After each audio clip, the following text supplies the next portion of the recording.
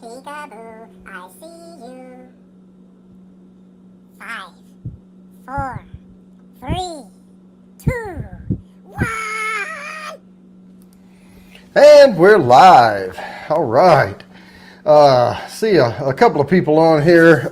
We'll give it a little more time. I know it's a little bit before 7 o'clock. Some people may not be quite off work yet. Depends on what time zone you're in. But I have already poured some bourbon, so it's going to be a fun night. I got the board set up behind me. Hey, Peppers in Kentucky Living and Heartsight. Good to see you here. The bourbons. These are ones that I had moved to my bottom shelf. That's why there's nothing missing behind me. But it's been long enough that the sting is over from what I paid for this bottle. So I'm going to give it another shot, because when I'm reviewing a bourbon, I tend to dog them a little bit if they overcharge on me. So we have the Luca Mariano single barrel bourbon. It's 103 proof, 51.5% by volume. I'll give it another go just to make sure. I mean, I remember it wasn't bad. It's procured bourbon. They procure the barrel. It's Kentucky bourbon and Kentucky straight bourbon whiskey, actually. And they just put it in a pretty bottle. The other one I have here, I haven't tried in a while, is the John J. Bowman Pioneer Spirit. This is a Virginia straight bourbon whiskey, single barrel. This is coming in at 50%, so 100 proof, but it's not bottled in bond. It doesn't say bottled in bond on it. So even though it's 100 proof, it doesn't matter. I remember John J. Bowman from a while back, and it was cinnamon. I remember getting cinnamon in there. So I'll see if that stands up the test of, when I try it again. The other one I poured is just because I love Blade and Bow. I know some people love to hate on this, but I know that the hype, all bourbon has hype on the back of the bottle. I mean, you're going to get that everywhere. And it's going to tell some story about how the bourbon was procured or started way back in whatever day and all of that. And I know that with Blade and Bow, they say that this is a Pappy Van Winkle thing, and some of the old bourbon's still there because they use a Solera aging system, which I don't believe all of that stuff about it still being there. Hey, RV Weekends and Groovy Lava Squirrel Medics here. And we're doing this for those guys. So Groovy and Micah and Jimmy from Ojisan's World and Saucy Shane. Cheers, guys.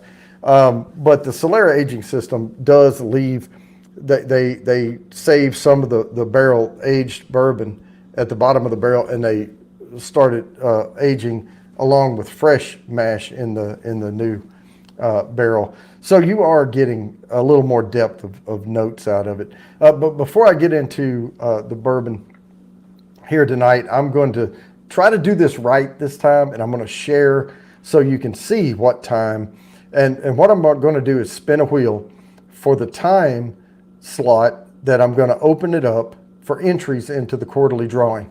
And behind me on the shelf, you can't see it because I'm in the way, are the packages came in. That is the infancy of my next bourbon kit. So I have 2 packages of these, and I'm going to fill them up. And if you don't know, or you want to know more about that nosing kit I'm going to be giving away, check out Jimmy's channel. Jimmy did a video at Ojisan's World. Check him out and look up he did the nosing kit video over there. Hey, Crazy Ann, Big Daddy H in the house. All right, so I'm going to bring the wheel up, and I'm going to try to do it right this time. I thought I was sharing it last time, and y'all didn't see the spin, but I'll do that now. And let's see what time you have to be here to get your name. And if you already have your name on the board, I'll put a tick mark by it, and this will go on every week. And if you're here every week, you'll have more and more chances to win. So let me do that. So I'm going to share, and it's going to share my screen, and I am going to share my entire screen, which means it's going to show a whole bunch of me. There it goes. And I'm going to bring this up. Now, spinny time. The magic moment is going to be between 8:15 and 8:30. All right. So, I know. Clap, clap, clap. We didn't need all that. Now, let me stop sharing. So, I'm pretty sure y'all could all see that time. All right. Hopefully. So, let me go to the Luca Mariano. Again, I poured this. I know I kind of gave it a slightly bad review because of the price tag on it. But I don't think it was bad. It was 103 proof, 51.5%, Kentucky Straight Bourbon Whiskey, procured bourbon, bottled in Michigan under the Luca Mariano name. So I poured these a little while ago, had them sitting out here to air out just a little bit. Yeah, it's got a pretty soft nose on it for that 103 proof.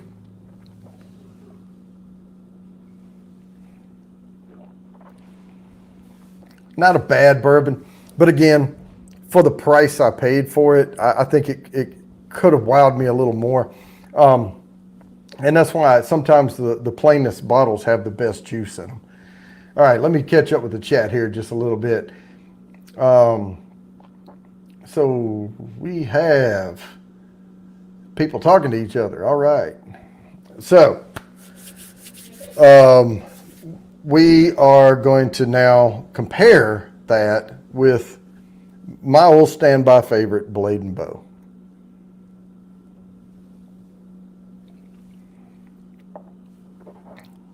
Still better. Yep. I like Blade and Bow better.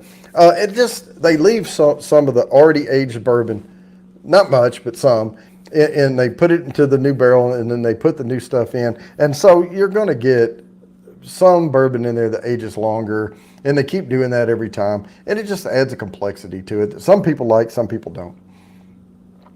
All right, you can see it. Great, Crazy Ann. Now the John J. Bowman.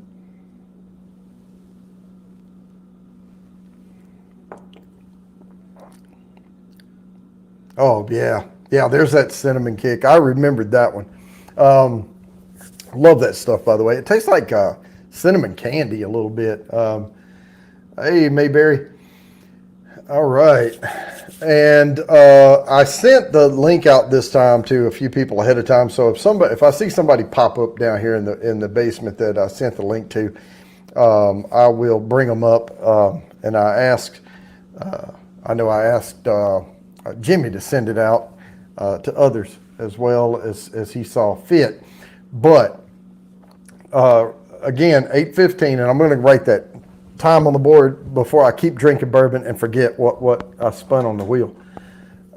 So the magic time, 8, and these all times are Eastern PM. So 8:15 to 8:30. And what I'll do, and the way I do this when it's time to get your name on the board, is I will put start the put me in at 8:15, and then at 8:30 I'll put stop put me in. And that way, if I don't catch everything, I can go back to the chat and I can see everything in between my comment to my comment. I add them. And so this is more props back here, but I have a document on here I'm keeping. But this is just for visual effect. All right. All right, guys. Having a good time. And I did not get to catch up. It's budget season right now at work, and I did not get to catch up with the guys to see what they may have going on, but it's always great. And I get to watch it tonight.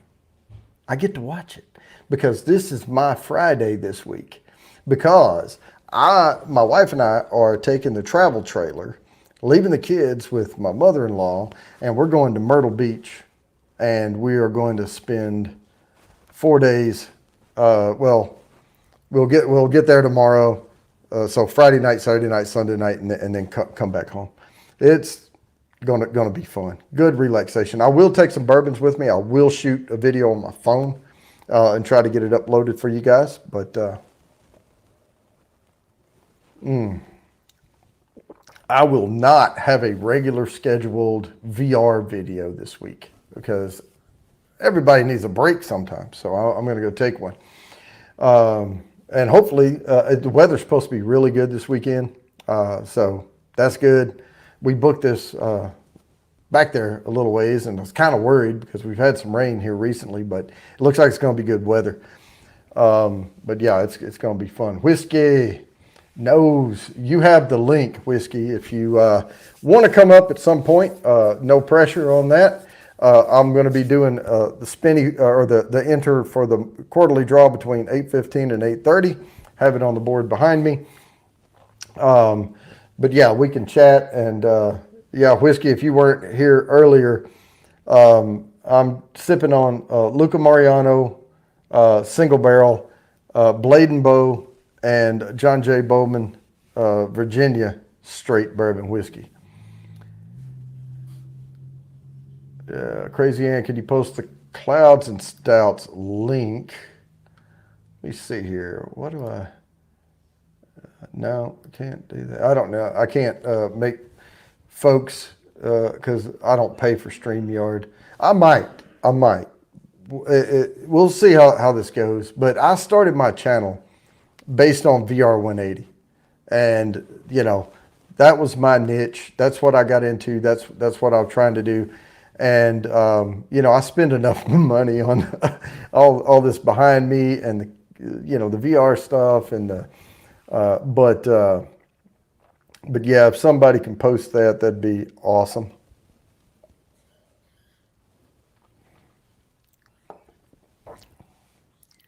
Well, that's pretty good there. That John J. Bowman Pioneer Spirit, little cinnamony kick to it is what I get. It has other notes in it, but I'm not going to sit here and do a review and dissect all that. That'll be in my regular scheduled program.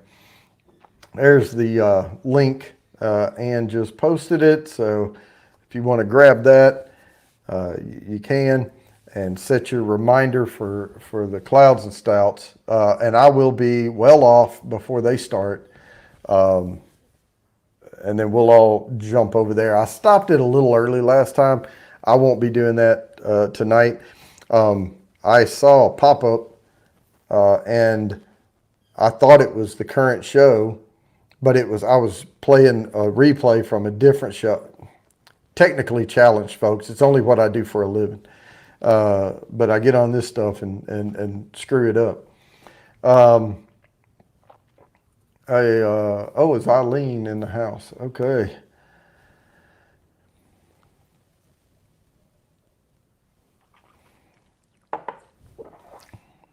Yeah, it must have been, I don't know. There's a little funkiness to that Luca Mariano, not a whole bunch.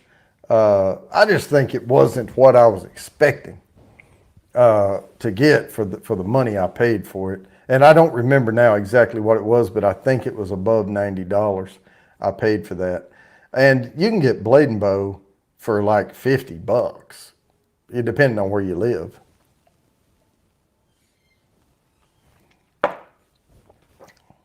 And it is a really good. Now the Blade and Bow is 91 proof, so it's the lowest proof I have sitting here with me on the table.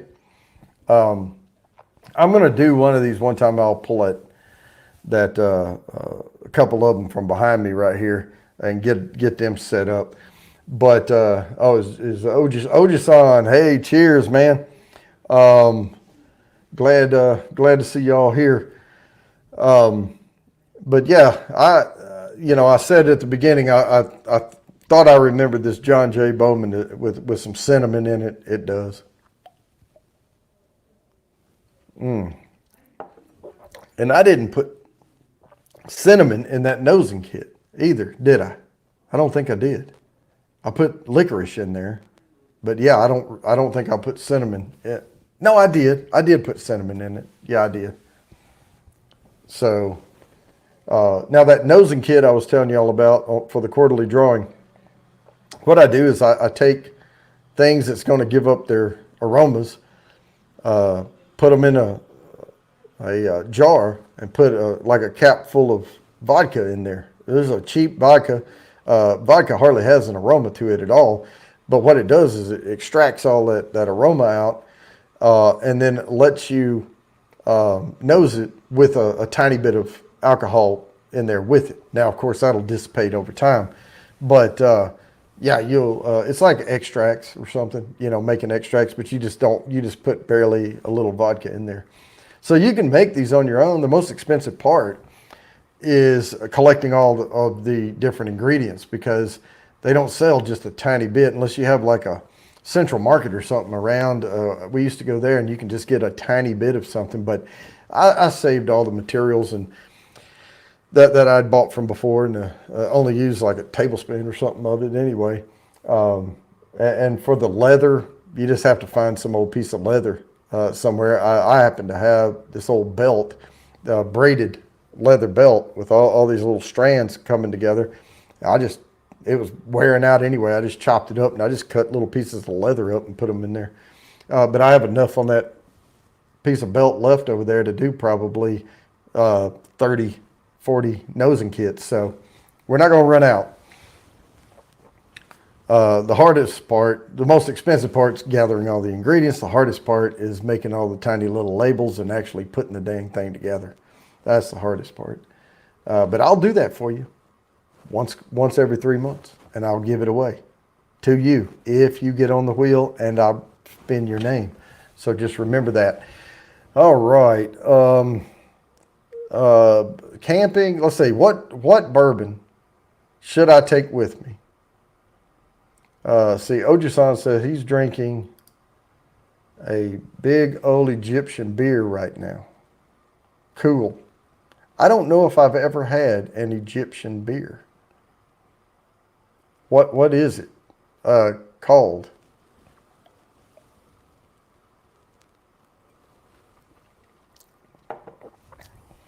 I'm sure Egypt has more than one beer, probably. So yeah, I don't know. I mean, I just never thought about it before. I've had Italian beer, I've had French beer, I've had German beer, of course, Dutch beer. Goodness, Mexico, Australia, of course, the United States, English beer, Japanese. I've had a lot of Japanese beer. I've had Chinese beer. Arkansas Pharaoh. Oh, okay. All right. Is it truly an Egyptian beer, or did they just call it Pharaoh? Because I'm not familiar with an Egyptian style. A pickle ghost. All right.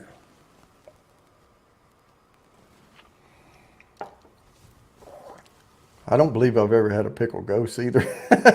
I drink bourbon, but normally when I drink beer, I drink very familiar beer. I think a lot of you know what it is, and get that little Rocky Mountain High going.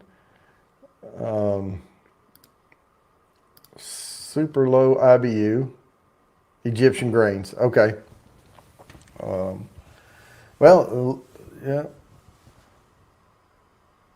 Yeah, okay. Yeah, Heartside, I don't think he thinks that Pickle Ghost sounds very good. But I will say, my favorite bourbon I've poured tonight is the Blade and Bow. Of course, it's one of my favorites for a lower alcohol content, lower proof bourbon.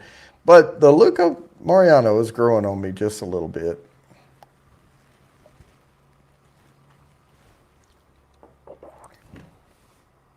Yeah. It just tastes, I think they had a 5+ the years old. So the age statement on it doesn't give an exact age. It just says 5+. This was a single barrel number 6, bottle number 34 of 239, but that doesn't matter because we don't even know who actually made the bourbon. It's barrels that they procured. So and then put it in a really pretty bottle. A ghost pickle. Okay, yeah. Probably better.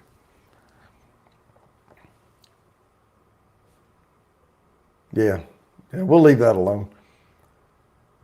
The price point on the Luca Mariano, I know that's why I gave it a worse review. I believe it was around $90 I paid for it, which is, it's not a horrible bourbon. It's not bad.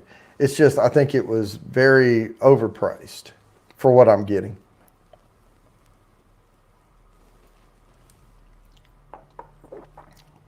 But that's fine.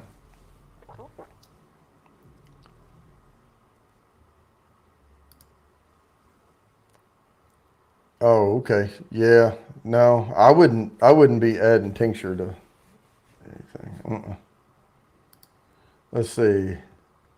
Well, I have all of them, Groovy. It's some of them you can see. That one up here is the 1920. But I have the whole murder row, thing. There, some of them are down behind me back here. I have the Statesman I bought, and then I have the 1870, 1879. Ah, there's another one somewhere, and then I have the 1920 up there. Yep, that Larceny, that's one there that some people, it's drier, it's not as sweet. I mean, it's still made by Heaven Hill, but it's not quite as sweet as the Elijah Craig. And that's sort of like the fork in the road for the base bourbons for me, is if you like one over the other, I kind of know how to step you up. But I like Larceny. I think it's fine, but a lot of people like Elijah Craig a lot better.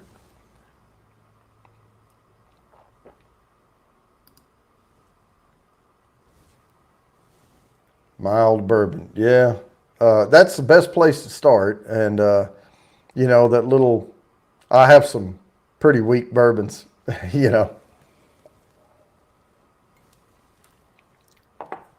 I gave them a shot. But some of them I can tell you, the 40 80s, the 40% 80 proof, you're not going to get a lot of notes out of that. You're going to get pretty much the vanilla. It depends on the char on the barrel. You might get more or less a little caramel, maybe a little apple. It's like Weller's, like Special Reserve, the green label. I call it State Fair bourbon because it tastes like a candy apple, caramel apple mix in there. It's just really young and not well developed, but people hog those bottles up. But now when you get into the Antique 107, now you're talking. And when you start getting into the step up from there, you're really getting some good juice. But when people drink Weller and say, "Oh, this is like Pappy Van Winkle," it's nowhere near Pappy Van Winkle. Family Reserve.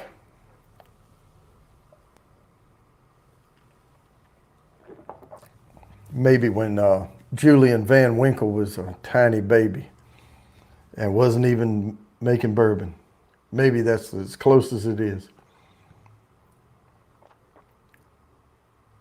Oh yeah, the 1920, in my opinion, on the Old Forester is the best one out of the bunch.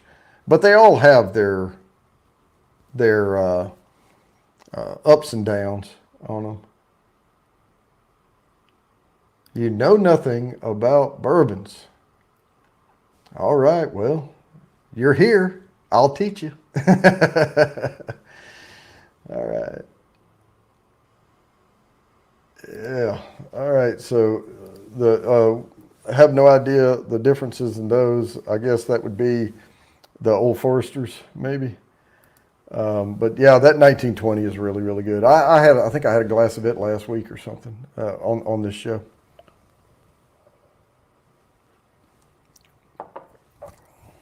Yeah, that's growing on me a little bit, but I'm going to step over and get me a little bottle of water here in a minute because there's this little flavor in it that it's reminds me a little bit of the which one was it? Oh, the Texas one.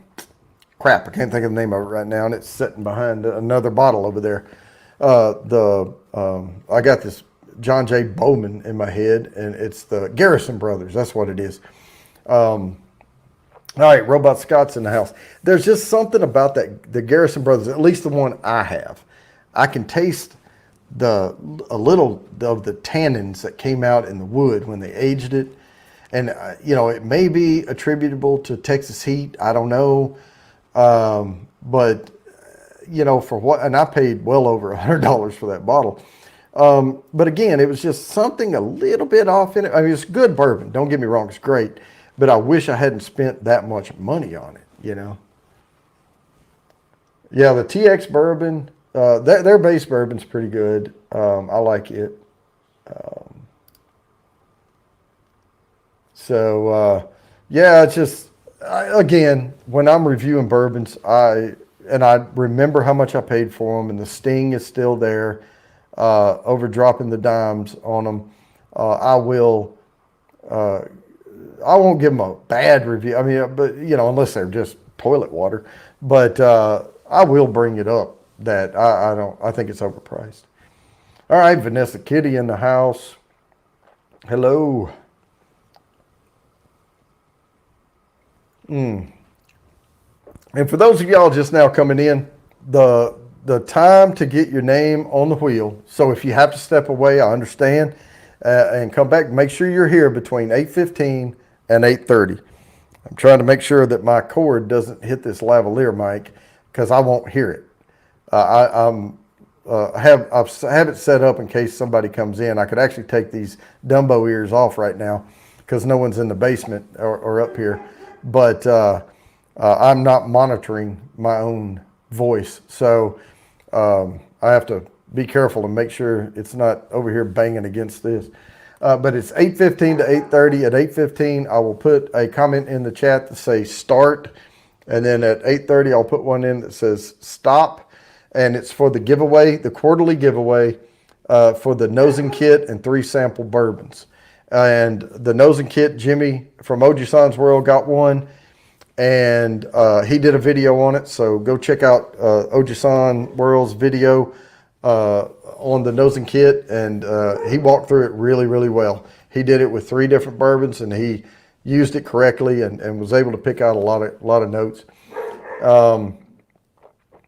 Oh yeah, and don't forget to check. Yeah, that's true. That's what this is all about. This is just me trying to tide you over until the main show starts. This is a pre-party, So with the nosing kit, I can either send you 3 bourbons marked A, B, C. A is what I would call a more few-noted beginner bourbon. B is an intermediate bourbon. And C is going to be a more advanced, like blow your brain type of noted bourbon. And if you want, I can mark them ABC and send them to you. And we can do a virtual private tasting on like Zoom or something. It won't be, I won't put you out in front of everybody. But we'll do that. Or I will, if you choose to, like if Robot Scott wins it, Robot Scott does not need me to walk him through the 3 bourbons. He just doesn't need it. But it's up to him. But if Robot Scott wins it and says, I don't want to do ABC, then I'll label them exactly what they are. But they'll still be the same levels of bourbon to try to pick out. And C, yes, C is usually an extremely hard to get awesome bourbon. You only get an ounce of it, but it is awesome. All right, let's catch up a little bit here.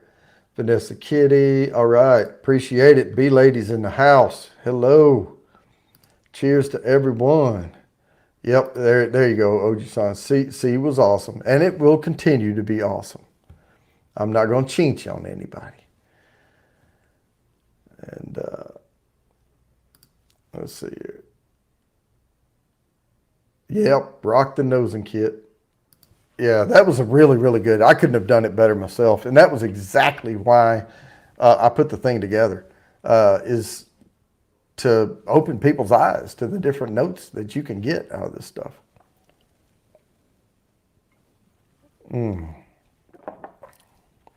Yummy. I love blade and bow.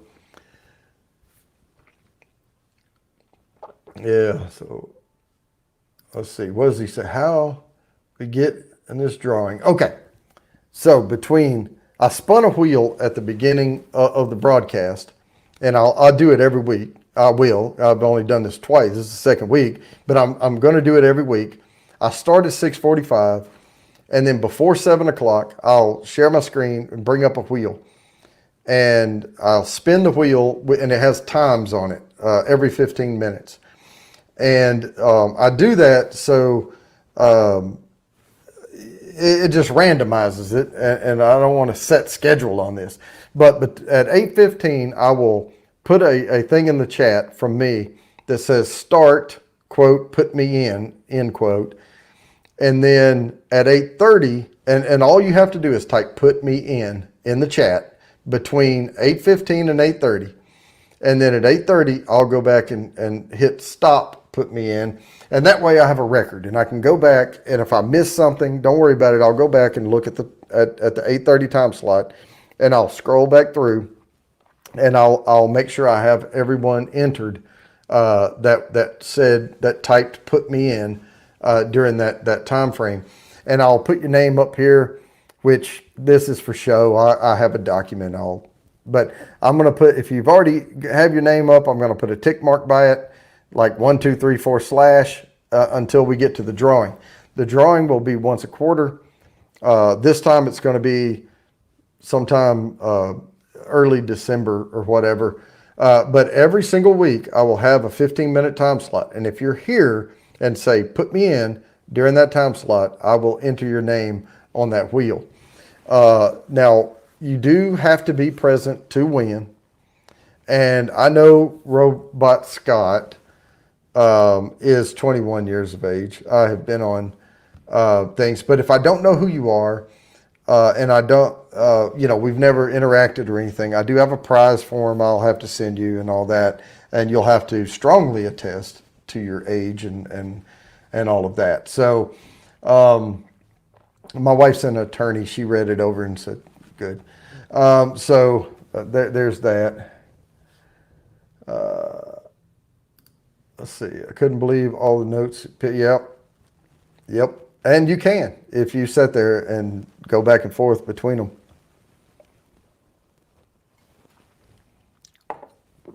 But yeah, 24 notes in that kit. It's not every note in the world, but it is a good amount. And it's a lot of the really common notes in different types of bourbons, depending on the mash bill and what kind of grains they used.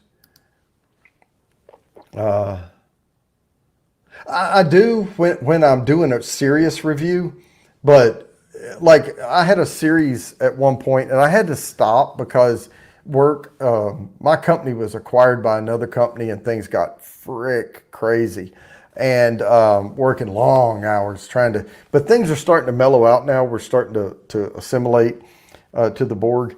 I didn't say that, but so I had to stop doing the 3 video a week scheduled series because they were all in VR 180 and it takes hours to post those things. So I was just getting burnt out and too exhausted. But I had a series called Bourbon Blind series, and there's some videos out there, and I'll still do a video every once in a while for that series. But I don't cleanse my palate then. I start with 2. Like, it'll be stuff like, this is from Beam Suntory, this is from Jefferson's or Wild Turkey. I'll pick different bourbons from a single distillery, or this is Heaven Hill and this is something else. And I'll sit there and take the weakest ones and I'll start with them and then go to the mediums and then the heavies.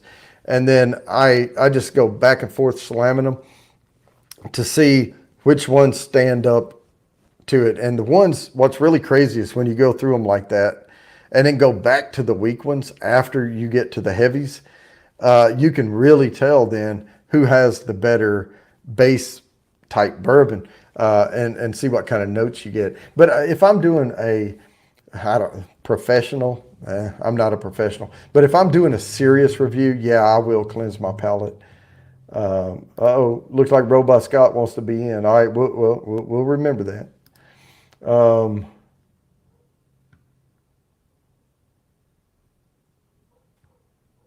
Let's see here. Let me look. Okay. Well, I've been looking for that email,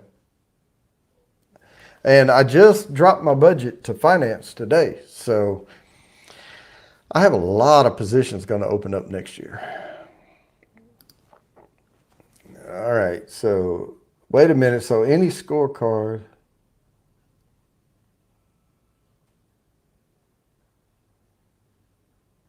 Picked up the regular. Oh, okay. So I'll let them work that out. Why? Oh no. What's oh no? I'm interested.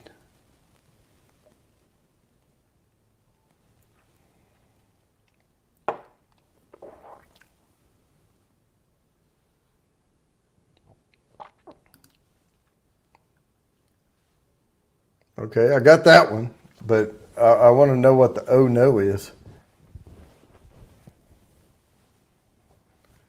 I don't believe I've ever said what company I work for on here, so I'll try not to. I mean, that's part of my rule. Don't mix business and pleasure. Which one of these? Well, I know I like Blade and Bow the best, but which one of these do I like the best? Luca Mariano or John J. Bowman?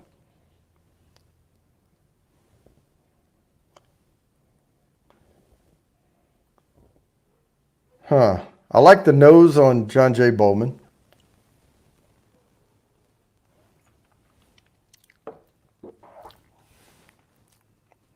This is a bar fight, by the way. Bourbon bar fight series.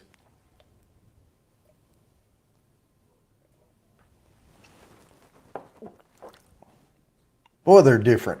They are so different.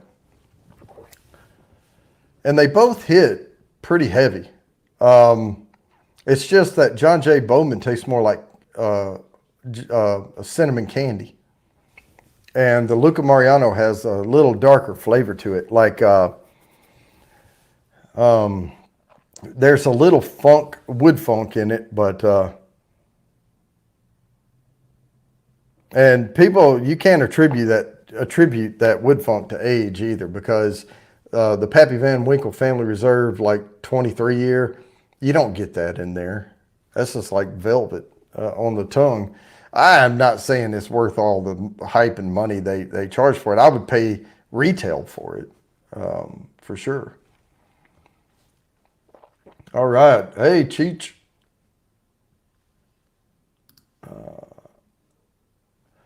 All right. See. Oh no. And then she says, I got to catch back up. Oh, dropping the budget. No, not dropping it, like lowering it. I mean, dropping it into finance's bucket. You got to drop it like it's hot. You know, I dropped it into finance. No, I didn't lower the budget. I submitted the budget. Well, not officially. I gave it to my counterpart helper over in finance, and next week when I'm back from Myrtle Beach, we're going to carve out some time to walk through it so that she understands and we can get it into the appropriate input system it the right way. So, yeah. Yeah, Bowman. Yeah, the price on Bowman was very reasonable. And I tell you what, when some of these, like there's the Bowman Brothers or something like that. There's different ones from the same distillery, and but it's copper distilled, and all that. It's more traditional, but it's really good. It's just it is. I think it's worth what you pay for it, for sure.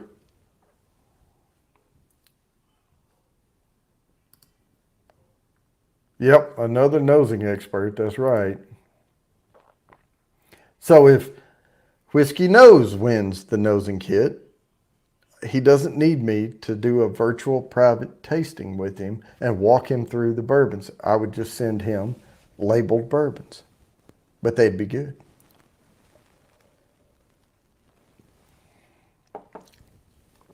I used to say on my show, I don't have a bad bourbon on my shelf. I just have some that are didn't achieve as much in life as the others did. So, you love them all, but there's some that you keep an eye on. They're a little better. And, but no, I'll drink all of them. It's just sometimes I get disappointed, especially when I spend $35, $40 even on one that I thought, man, I could have just bought a regular bottle of Jim Beam and been just as happy at $12 or something. But, some of them go to causes. Some of them are, set up where part of the proceeds go to this or that, and I'll buy it all day long if I like the cause. But let me see here. Yeah, let's see. Martinez, Cheech. A lot of Cheech. All right, Cheech, you're popular. Good to have you. Todd found the stash I sent to Andy. Corner mailbox. Uh-oh. I don't know what the stash was, but I know what we used to call stash. I don't think you sent that. And then, another one for Cheech. Hey, you know what? If Crazy Ann likes you, you got to be at least half okay.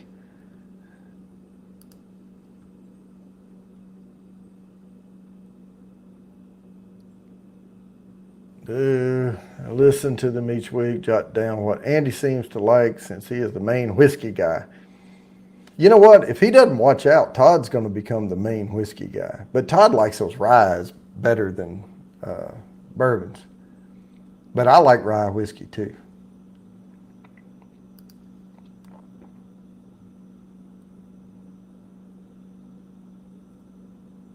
Oh, yeah. It depends on where you live. And that is dang true about whiskeys, bourbons, things like that. It is geographically weird the way the prices go. Supply and demand and what they think they can get for it. There's one of the most popular guys on the stream right now. Right there. I've seen so many people welcome. So here we go. Yep, don't forget to check out that. And here we are.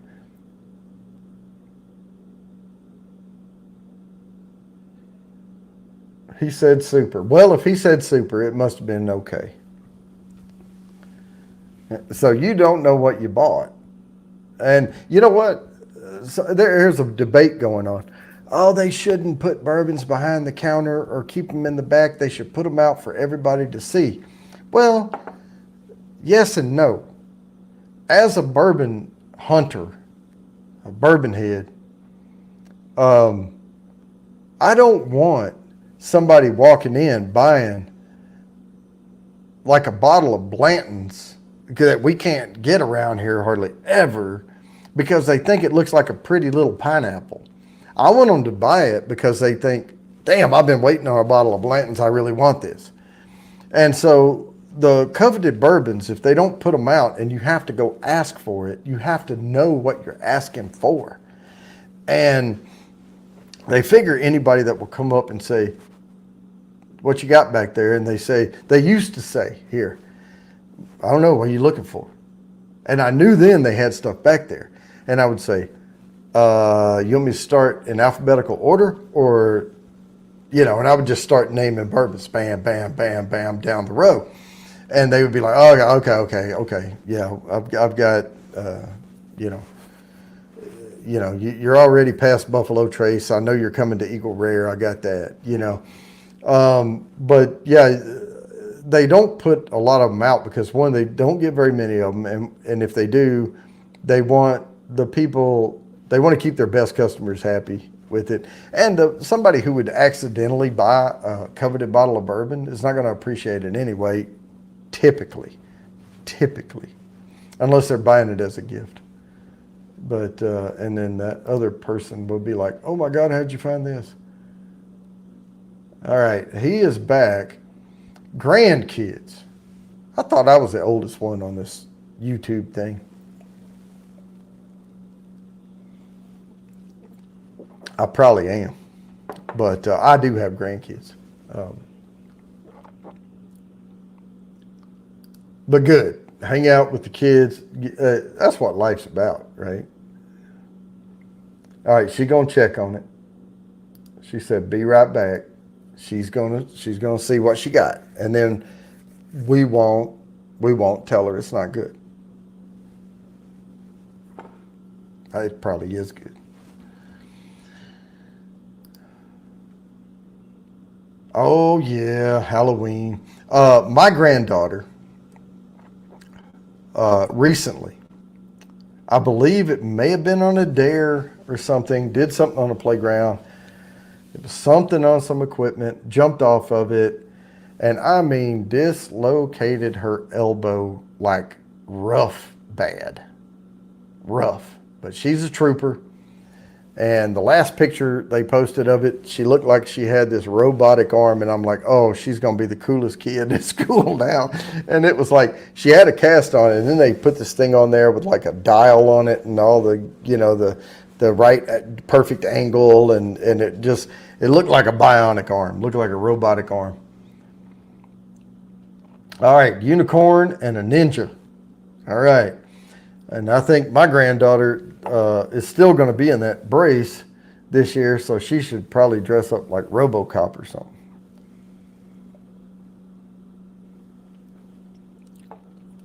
It was one of the coolest little braces I've ever seen on an arm.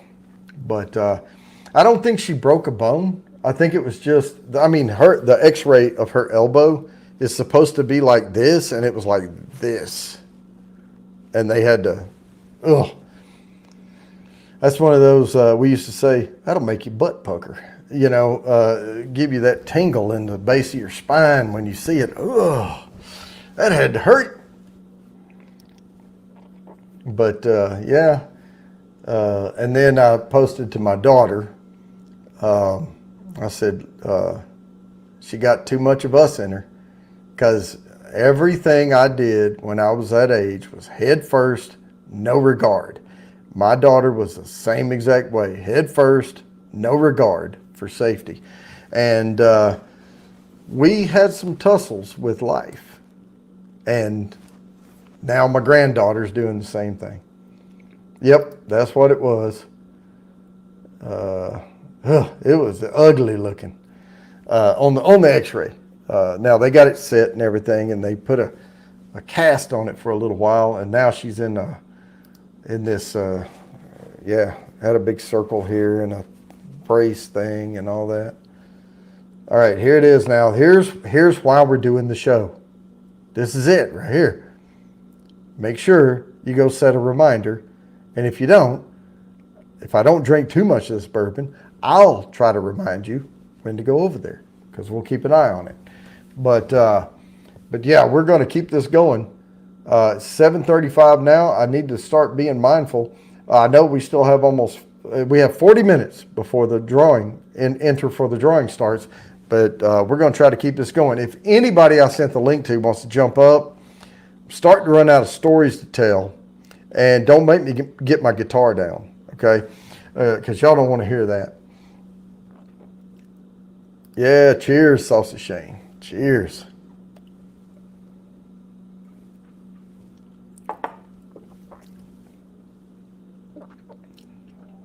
Let's see. Hey, yep. Cheers, everyone. Trying my best to get home. Oh my gosh. Well, you got time. You have time, and we'll keep the party going until then. Now, revisiting. Now that I've poured a whole bunch of alcohol across my tongue, and I am acclimated to it, I'm going to walk through. And I did put Blade and Bow in the Bourbon Bounty logo glass.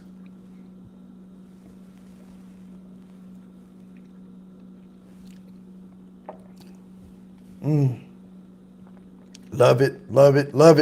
Now, it's not the best bourbon I have ever had, but if I were going to have if somebody said you can only pick one bourbon and you have to buy it, now keep that in mind because some of them are pretty damn pricey. For a moderate price bourbon that has a lot of notes, I think I would pick Blade and Bow and just say, yeah, I'll collect keys for the rest of my life.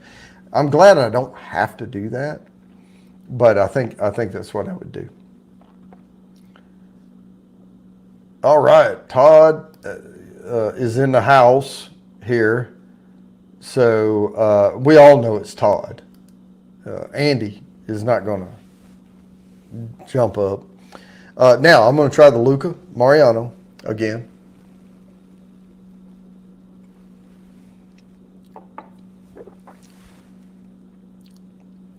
It's growing on me, but again, I gave it a worse review because of the price, but it's not better than Blade and Bow. It's just not.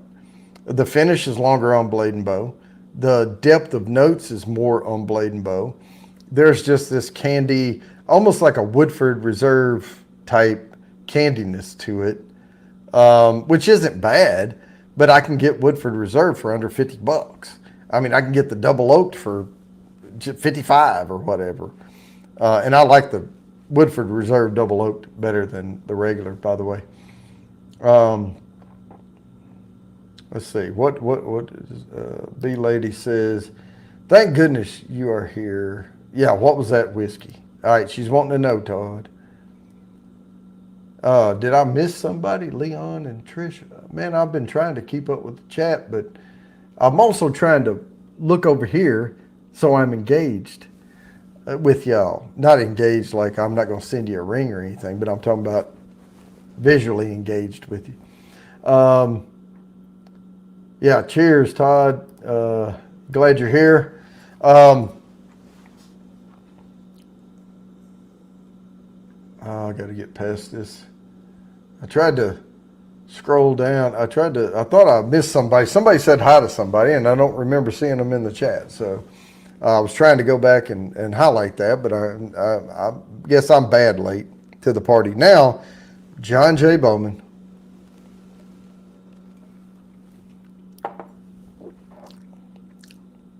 Yeah, the cinnamon's still there. I'll tell you what, that is, I love it. I mean, I like cinnamon flavor, but that is one that has, but it's not that like allspice Christmassy stuff. This is more like, and it's not like Cinnabon or anything. This is more like a cinnamon candy you put in your mouth, and there's a sweetness to it. Of course, there's more notes than that, and I'm not going to sit here and dissect it. Yeah, I try. But yeah, I try to stay engaged here in the chat and with the view forward. Samantha, luckily, she just popped in as I was focusing on that. Welcome. And I'm not going to play the clip because I don't have it that Phil has, so no worries. You'll have to watch Everything Spicy if you want to see that one. Yep. All right. And I think, again, my favorite one, I've said this, is Blade and Bow, but I don't think it's one of the best bourbons I have. I am hanging on to that 2019-03 Country Ham right there. That is a Booker's. right there on the shelf. And that is one of the best Bookers. And this is back when they were like $75 before they really went through the roof. Oh, you put above what you sent.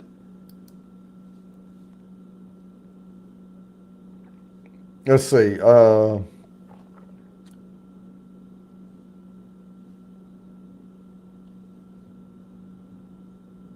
I'm trying to find it.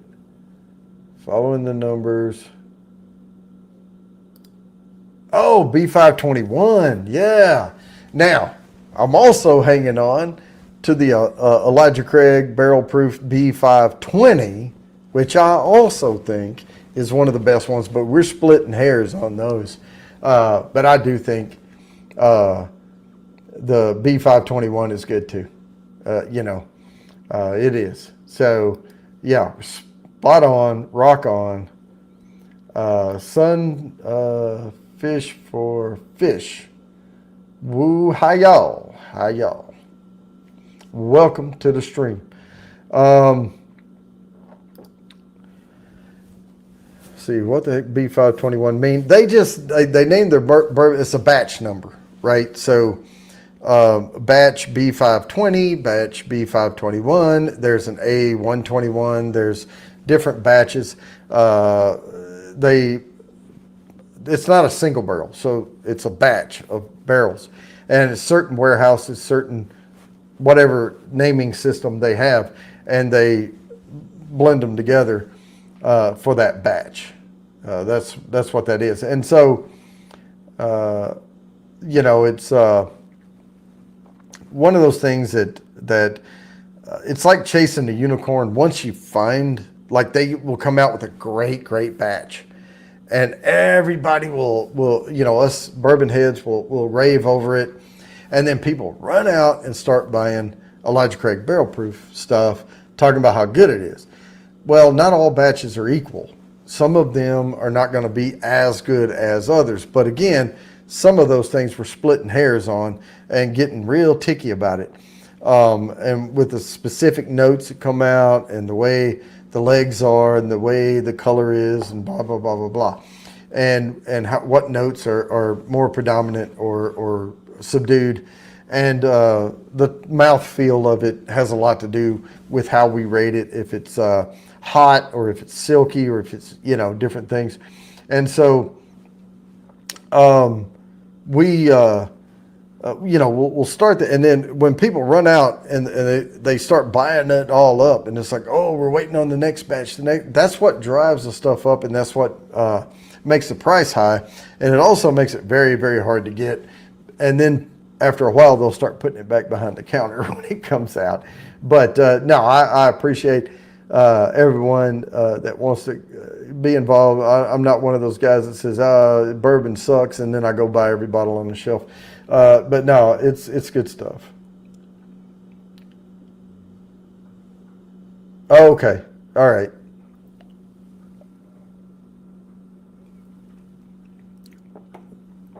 Yeah, and what does the letter stand for? Because there's ABC.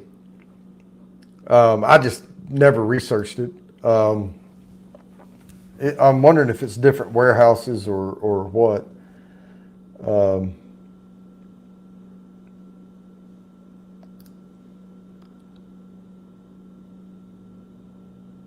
Oh yeah. Well, now that's yeah, and that's a single barrel there. And some of them don't barrel it. It's called moonshine. And seriously, all bourbon starts as shine. All whiskey does.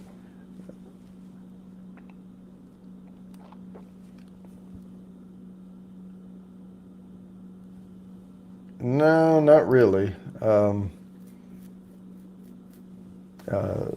Might be, it depends on the aging, but once you bottle it, it's not going to continue to age. But no, they've been putting out ECBP for a long time, and every once in a while, you'll run across a really, really good one. Period of time released. Okay.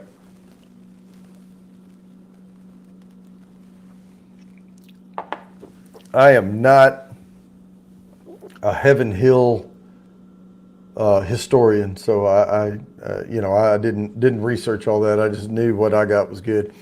Try to spread the wealth of my knowledge. I don't have that many brain cells left up here that function appropriately, so I have to dedicate them to a broad range of stuff.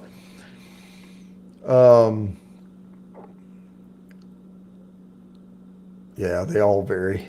But yeah, and sometimes, and bourbon's one of those things. Well, a lot of whiskey. It's a long payoff.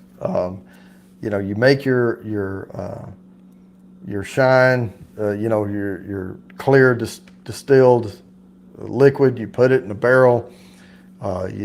You play a lot around with the grains. You hope it ages well. You try to keep it in the right conditions for aging. You hope the angels don't take too much, and neither does the devil. And then you bust it open and taste it and see what you got. I mean, but there's some tried and true stuff. But when you're dealing with barrels like that, I mean, this is nature. You're dealing with a lot of different factors, and I've even seen, like, there's very specific grains. Like, if you get grain from up north or down south or east or west, you could get different flavors in it. And there's a lot of them that are very particular about what wheat they use, what corn they use, and stuff like that. So there's a lot of complexity to it.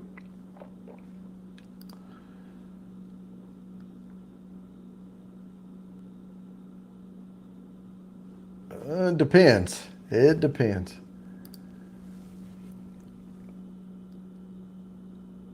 Okay. Yeah. There you go.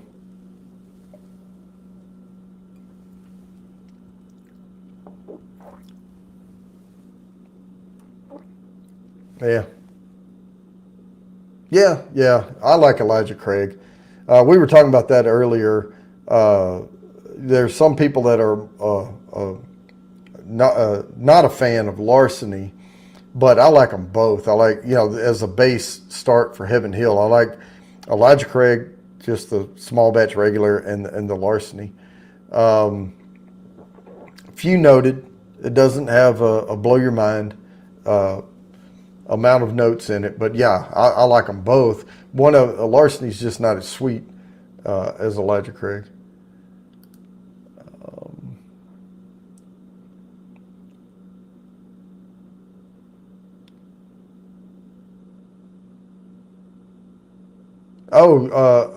Jimmy, can you send Groovy a link? I sent it to you.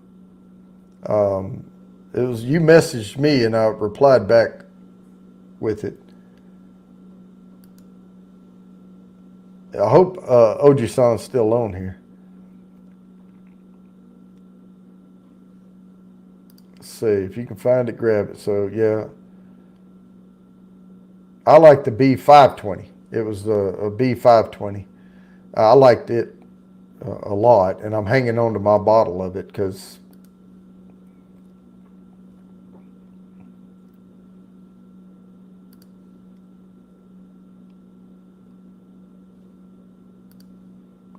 all right, trying to catch up with the chat here just a little bit. Learning by listening. Yep. Well, sometimes it's just Andy just ragging on Todd, but that's part of the shtick. That's part of the entertainment. But I'm sure Todd loves being the brunt of all that.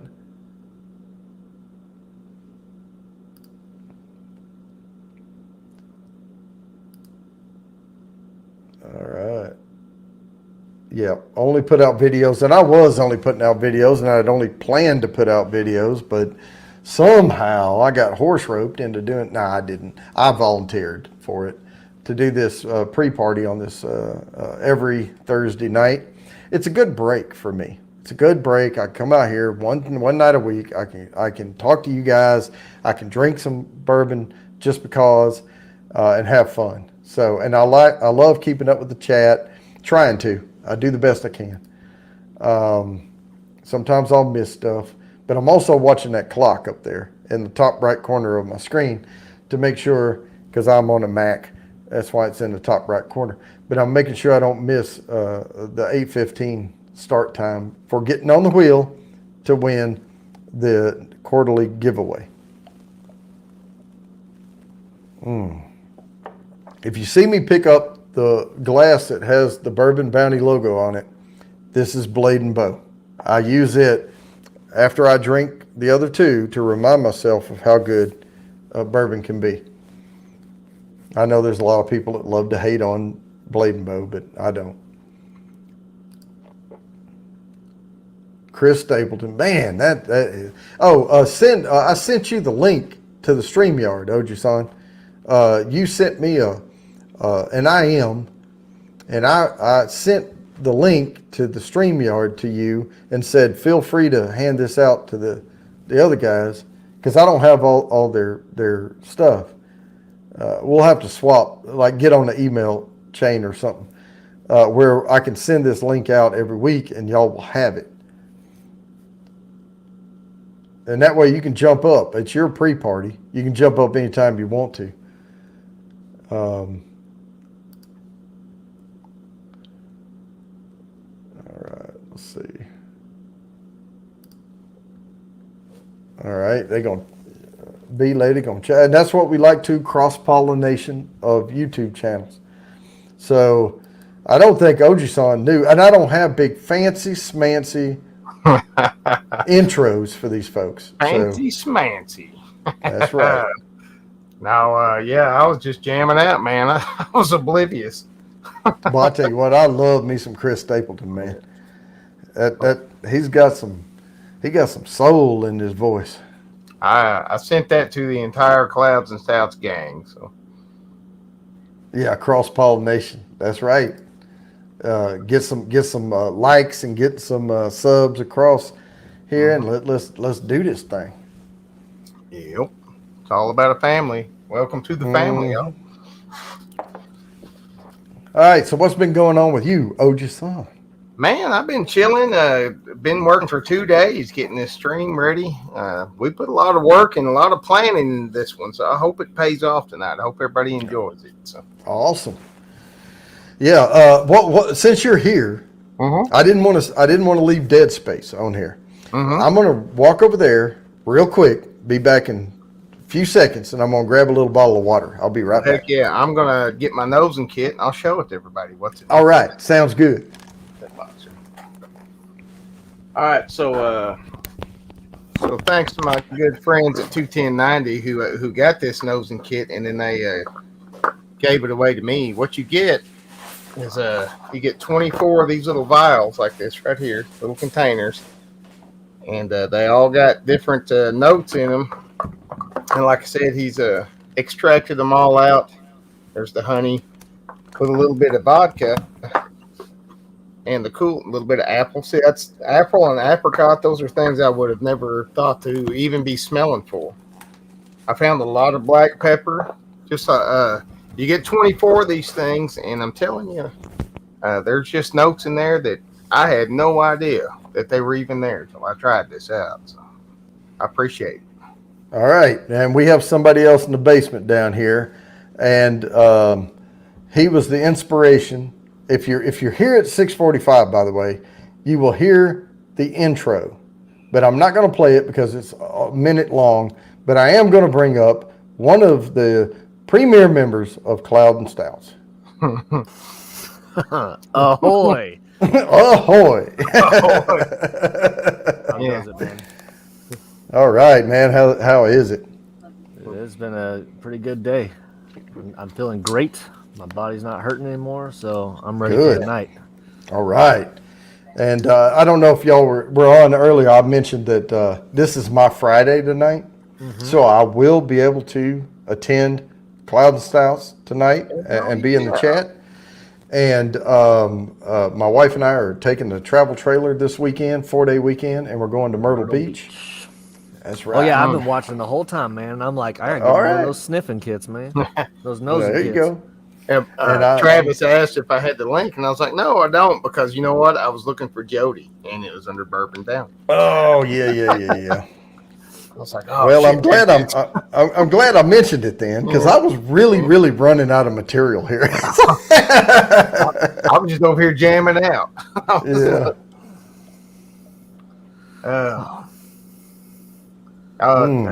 Playlist too. I sent Micah an email. I can't get into the Clouds and South's email, so just send them there, and then Micah will forward your playlist to me, and we'll do it that way. Yep. Oh, hoy, Elizabeth. Good to see you too. Oh man. All right. If you don't have Chris Stapleton on your playlist, though, you probably ain't gonna get it. Oh yeah, Chris. Boy, the first time I heard him, I was like, "This is country." It's like, yeah, I'd been out of country for a long time, and then I just I was walking into work one day, and they were playing "Whiskey and You," and I was like, "Man, that's that old Tim McGraw song." I said, "Who's doing this?" And they said, "The guy that wrote it, Chris Stapleton." I was like, "Holy crap!" So then I went down the Chris Stapleton rabbit hole. Mm-hmm. I'm a huge fan. An Indian outlaw, half Cherokee and Choctaw. Yeah, screw that guy. Tim McGraw. Wait, my baby is what was it? Chippewa?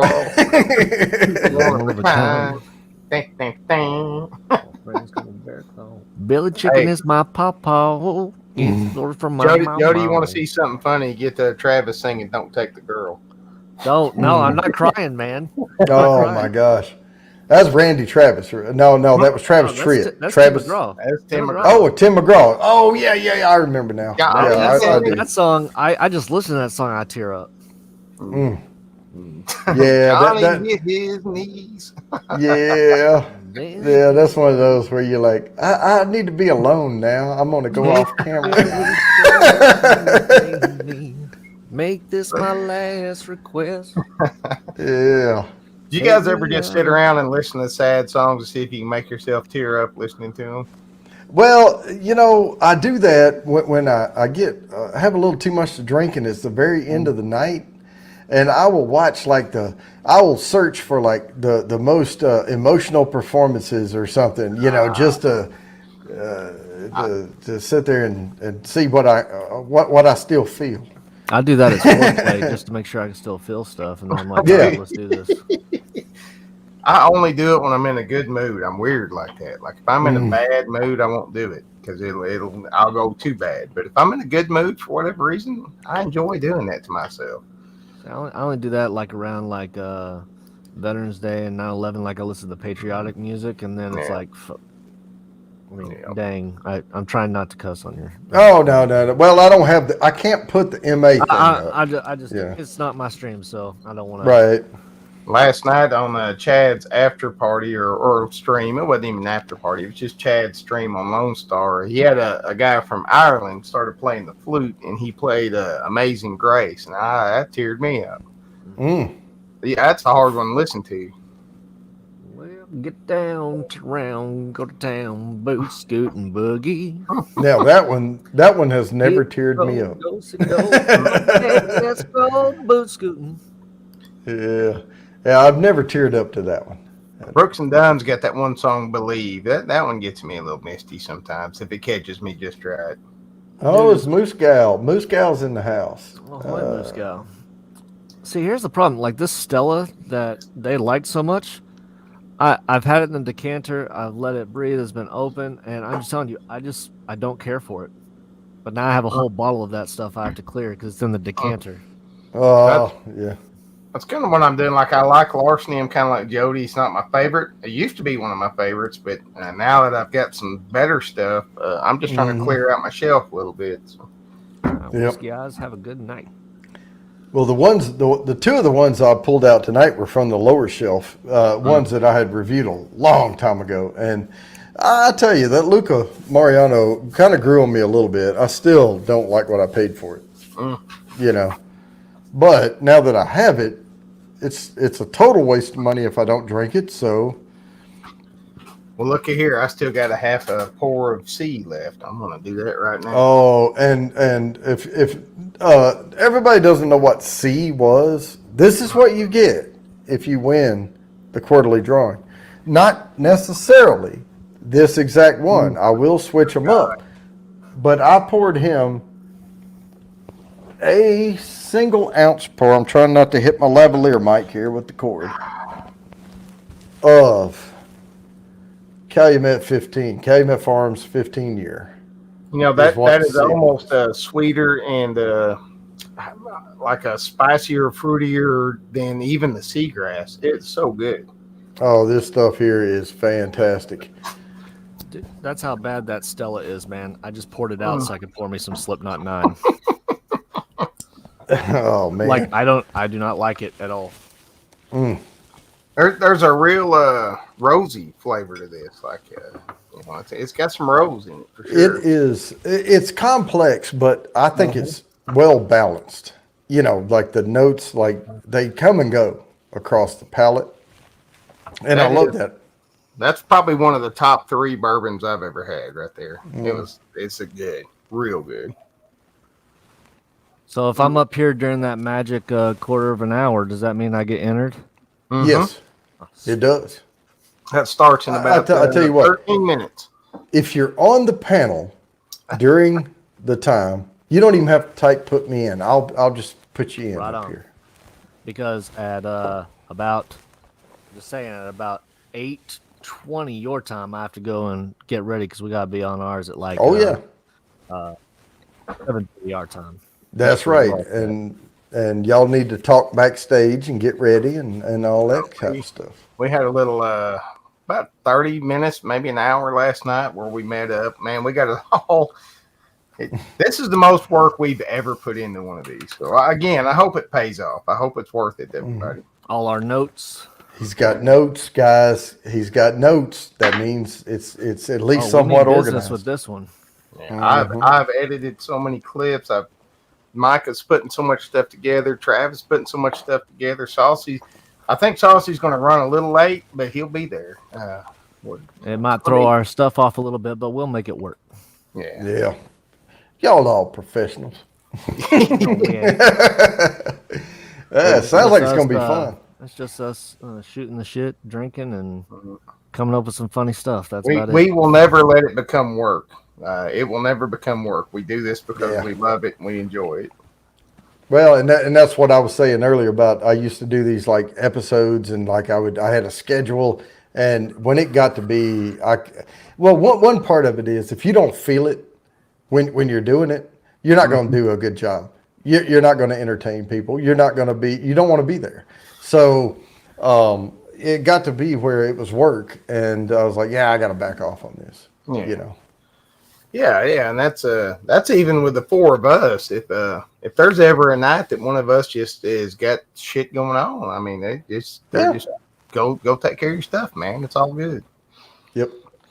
And I know I sent Whiskey Nose the link as well, because originally I thought we were going to plan this where me and Whiskey Nose were going to do this pre-party, but I don't think he was as committed. I kind of got the cross signal, but anytime I'm going to send him the link every time. And if he ever wants to jump up, he can just hit the basement and I'll bring him up, because his channel is taking off. You know, last time I checked today, he was over 400. And if you haven't subbed to Whiskey Nose, it's Whiskey KNOWS. Marty's not cool NOSC. Yep. We sure appreciate you doing this, though, Jody. No. Us. And I need watch hours, you know. And if I can come up here and have, like right now, 12 watching, you know, I'm getting these watch hours, and that's what part of it. But again, I'm not, I have a job. You know, I'm not monetized. I'm not like, I gotta, that ain't my gig. But I do like entertaining people, and I do talk a lot. And my wife's told me that like years and years and years. So might as well use it, right? If you have a talent. I spent a long time talking to myself where I'd have 1 or 2 people in here. And I was talking like I was running the show for 1 million people. That's what you got to do. You do what you enjoy. And I apologize, folks. I'm getting behind on the chat, but we're up here chatting right now, and so I'm still watching chat. They're saying hi to people, and Yeah, Mr. that's. Great Shot is here. He asked, "Do you like Jason Isbell?" I don't know who Jason Isbell is. I do not know who Jason Jason is. Isbell. I don't know. Is that a country artist or something? Or is that a Maybe. whiskey? Could be either one. You know what, B lady, you can join. so much better. You can join my panel anytime. You are the coolest, sweetest B lady I know. So Don't get on her bad side; she'll destroy you. Man. well, but that's what I like about her. You know, Better be your yes ma'ams and no ma'ams, and I'm on that way. I can navigate. I can navigate. I mean, Oh, we love the B lady. Mm-hmm. She keeps us straight.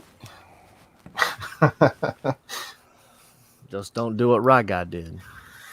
You'll be in the doghouse. Oh, for a while. yeah, man. Heartsight, you've given me some a lot of views on there for sure. Yeah, Eileen's a super supporter. Where are you at now, sub-wise, Jody? 530, almost 540, somewhere along in there. Well, look, it just takes, and as Travis can attest, it just takes one magical video. Well, I have a whole crap ton of them being hawked out, you know. But what I really liked about it is I started hitting the algorithms for whatever reason. Nobody knows, right? And I have several videos with thousands of views, but the average watch time was like 20 seconds, right? So it's just that play next bull crap, you know, that YouTube does. And then they started bringing down the, you know, impressions, but I was getting more views. The click-throughs went up. And so I'm like, okay, this is good. This is good, because they're not just shotgun blasting me out. They're starting to get more targeted, you know, and who sees me. And I can guarantee you, if you go through your suggested video, it'll show you like what videos you come after, and in the studio. And when it was like Doritos Girl and some Japanese video or whatever, I would get like 19 seconds or something. But when it's following somebody like 5 best whiskeys in whatever, you know, I would get average 3-4 minute, you know, watch time after that. If I would ever focus in on one thing, I think I'd do better. But you know what? I'm never going to do that, because I'm just going to do the stuff I want to do. No, and I am enjoying myself, Whiskey Fran, and I'm not totally ignoring the watch hours, but my watch hours were kind of staying in line with my subscriber count. And, you know, I'm getting up there, you know, past the 500, heading toward the 1,000. And, you know, I'm kind of, you can't help, but you go look at that monetization and you see the green check marks and then the throttles on there, you know. And I'm like, look, if I'm going to set the high score, which I'm not, but if I'm going to make the game, if I'm going to get to the end zone, this is what I kind of need to do that, you know. I worked those things for 3 years, man. I know the feeling. Yeah. And, but you know, I can, and every single time I do one of these things, it gets better all the time. And that's another thing for me personally, is I just want to see what lighting does, what sound does, what this does, what, you know, me keeping engaged with the chat does, what, you know, and I'm an extrovert, so I enjoy this anyway. A couple more weeks, I'll get that 1 gig pipe, and we'll see what I can do then. Right now, I'm on a very, very limited bandwidth, so I'm just stitching this together best I can right now. So. But your video always comes in sharp, and your takes me 2 audio days to upload. Yeah, it takes me 2 days to upload the dang thing. But even like right now, you're coming in clear and sharp. Well, that's because I got on yours, and it's not taking up his bandwidth. Yeah, well, I got it turned down to 360. I have to turn my resolution way down and everything, just so I'm not choppy. But it's all good. It's all good. It's really, I think it's made me better at editing. It's made me better at how I produce things, because I've had such a limited selection of variety of ways to do things, I think it's actually made me better. So Yeah, Malt Muser's in the house now. We've done a few things together, a couple of lives and things. So I'm going to hit you up again, pal, because we need to do another one. We did one where he suggested bourbon, or I suggested bourbons, he suggested scotches, and I'll tell you what, I actually have several bottles of scotch over on my other shelf, and I do enjoy scotch. My wife is a scotch drinker. And so I like having scotch on hand. So when she says, "Hey, when I get home, do you want to have a scotch?" And hell yeah. I hope Micah's watching, because you know what my favorite scotch is. What's Glen Morangi. Glen Morangi. Morangi. I love Glen Morangi. No, I love that. And Monkey Shoulder is kind of like the Buffalo Trace of scotch, but I do enjoy that one too. Yeah, and I think that's accurate. I mean, it's a blend, but it's a single-owned distillery blend, from 3 different. I think you get enough of the peaty Scotch taste to figure out if you like Scotch or not. But it's not one of those just super scotches. It's a lightweight Scotch. Yeah, well, I appreciate that, B lady, but some of us, we recharge on stuff like this. If you crave this spotlight, I mean, I used to do drama stuff, stage acting, things like that, and I kind of miss it a little bit. But I used to also, and I'll just go ahead and tell y'all, I cut my teeth through information security, privacy, compliance. I mean, it's the most boring shit in the world, but I love it, and it's what I do. And I'm, 20-something year, like 27-year veteran in it. And I used to speak on national stage, and I would go to like Baltimore, Boston, out in San Fran, and you get surrounded by 40,000 people, and you're up on this big stage, and you think, wow, this is all the people in the world. But when you actually get out in the world, no one can spell HIPAA right? But all these people are experts at it. We just smushed them together in one spot. And I used to eat that up. And I also used to be what they called an expert on call for the healthcare system I worked for. And I would teach parents how to keep kids safe online. And like one of the largest ones was like I did the DFW Catholic Diocese, and I did a huge presentation in this dang auditorium, like it was crazy.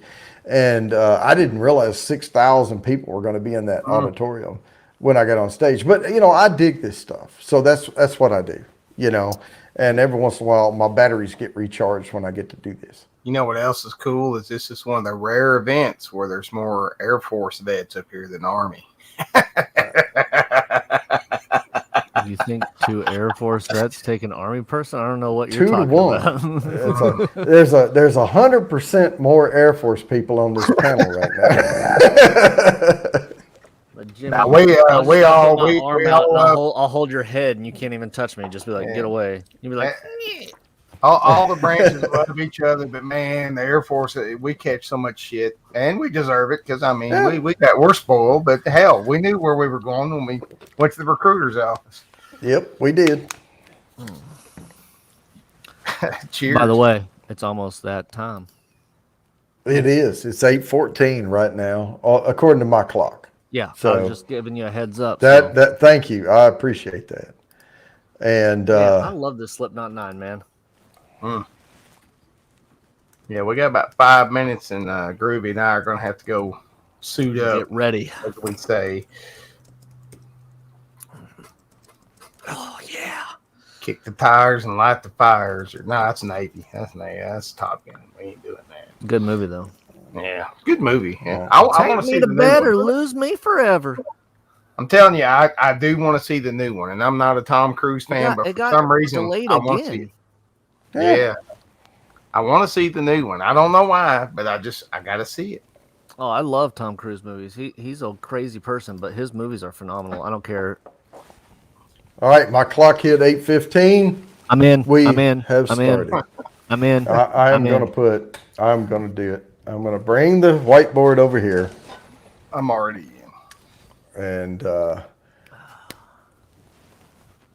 let's see. Are you in? I was in last week, wasn't I? No, I don't see you up here. Oh, dang. I am gonna put Ojisan on the board. So let's see. We got Eileen, our heart site. All right, Heartsight gets a tick mark already on B there. Lady, B Lady was on there. Lazy Nate, Lazy Nate was on there. Mayberry, Oh, I don't see Mayberry. I'm going to put that down. Robot Scott, All right, Robot Scott. Chatty-O. All right, Chatty O. All right. Now, I'm going to have to get rid of the 8:15 to 8:30. There's a magnet back here I'm reaching for. So I can start making a second column of names Heck yeah. because I have run. You got 15 more minutes. Big Daddy H. That's right. Big Daddy H was on there. He gets a tick mark.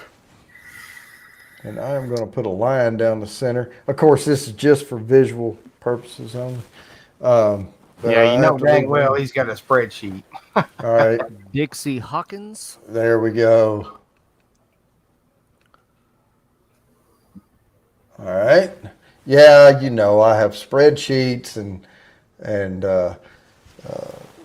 freaking Word docs and on the Mac it's notes and whatever it is, pages instead of Microsoft Word.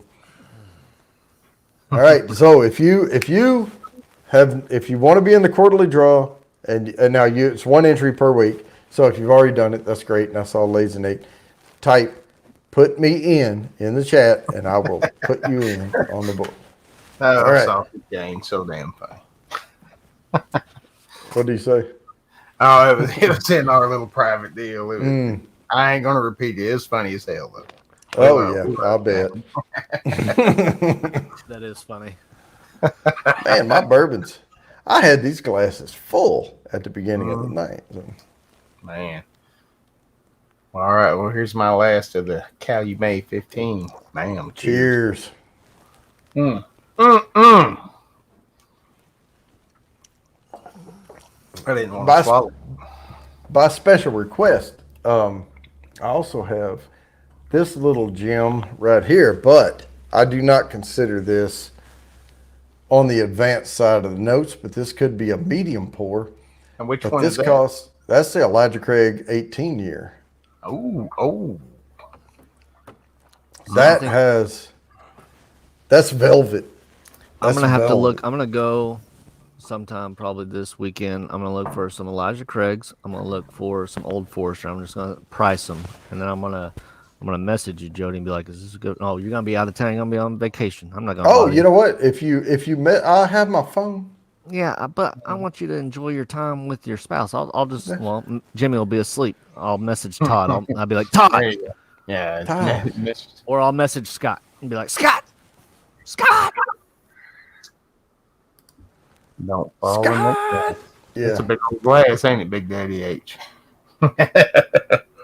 What's that? What are you drinking there? Okay, it's gonna be worth the wait. B lady, I am gonna send you this link. Now we need to.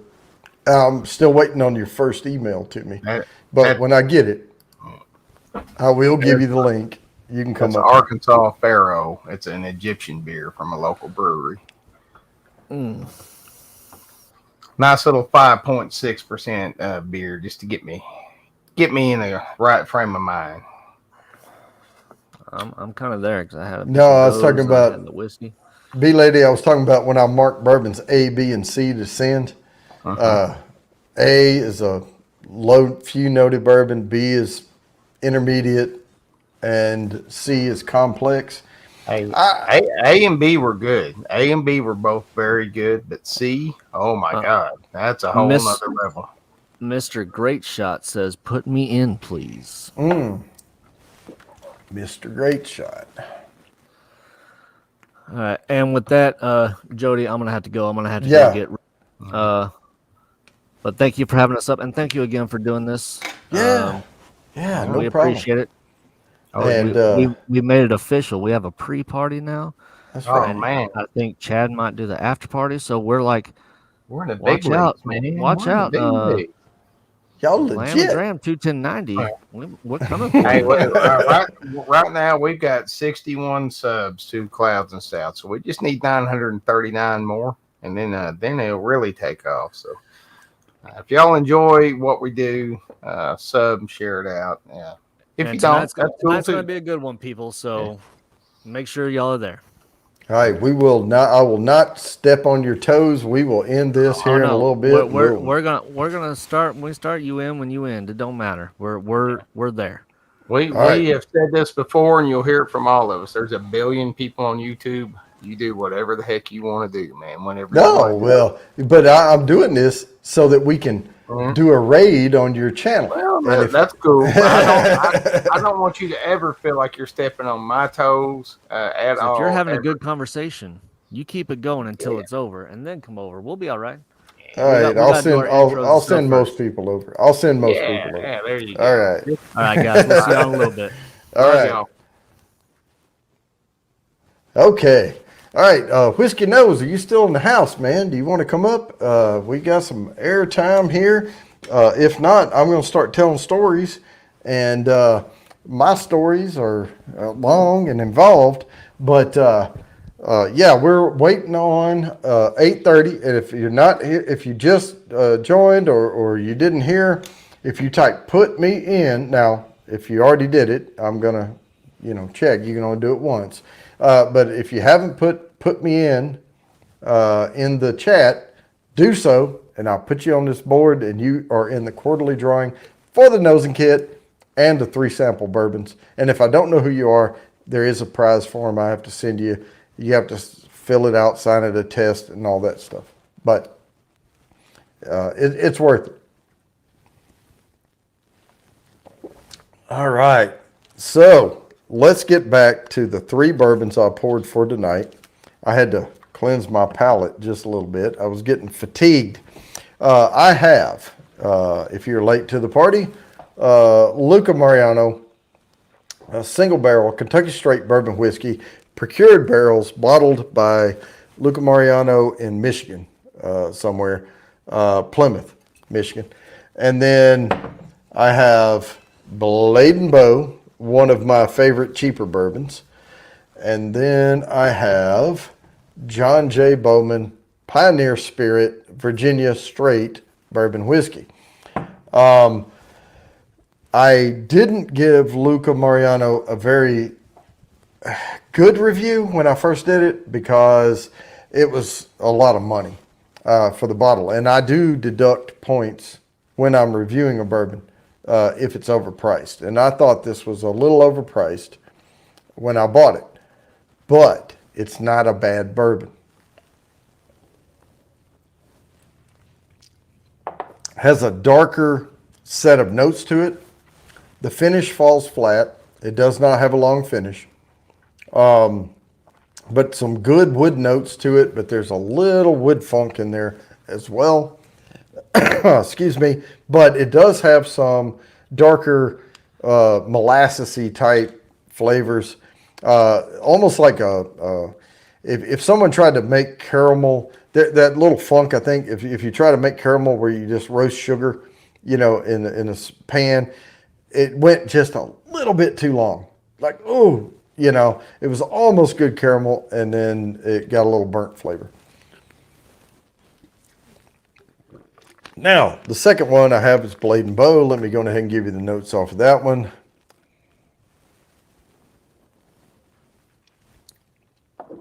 Again, Solera aging, where they don't drain the entire barrel when they go to bottle it. They leave a little in there, and then they use that to charge the new barrel when they put the new mash in. And you get some of that older bourbon in there with it.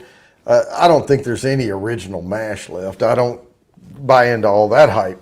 But It does add a particular complexity to the notes that I think you can't get unless you're doing the Solera aging. Burnt flavor have been from the barrel. No, not really. Well, it could. Some of it could. But some of that is a lot of distilleries now are going to what they call toasted barrels, where they slowly heat the barrel instead of just blasting it with fire. But the reason behind that is not because the burnt, from the wood gets in the flavor. It's more what's called wood tannins that come out, and I think it's aging at a higher ambient temperature. And I think that tends to bring out more of the wood tannins, but actually charring or toasting the barrel brings out more wood sugars, and that's where you get your vanilla, caramel, and that stuff from. So you can tell on a heavier char or a longer toast or whatever on the barrel, you'll get more, vanilla and stuff like that. Now, we're going to go to the John J. Bowman and check it out. So this one, I don't know the mash bill on any of these. I know kind of Blade and Bow a little bit, but I'm not going to go over it. This one's more cinnamon on the nose. When I say that, it's not like I'm sniffing a cinnamon candy, but it's one of the more prominent notes out of the bourbon.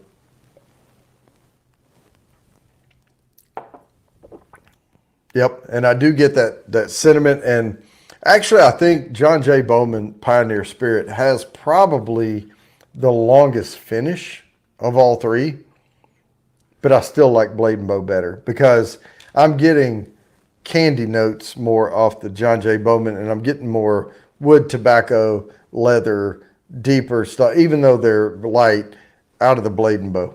I would love to get a well-aged Blade and Bow,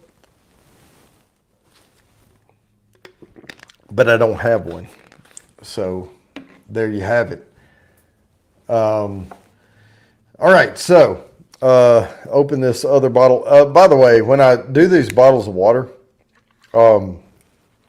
to cleanse my palate, or when I'm adding water to bourbon, this is ambient temperature water. I'd never put this in the fridge, and I want it to maintain just how my bourbons are. Cold on your tongue can actually prevent you from picking out notes, so you don't want to do that.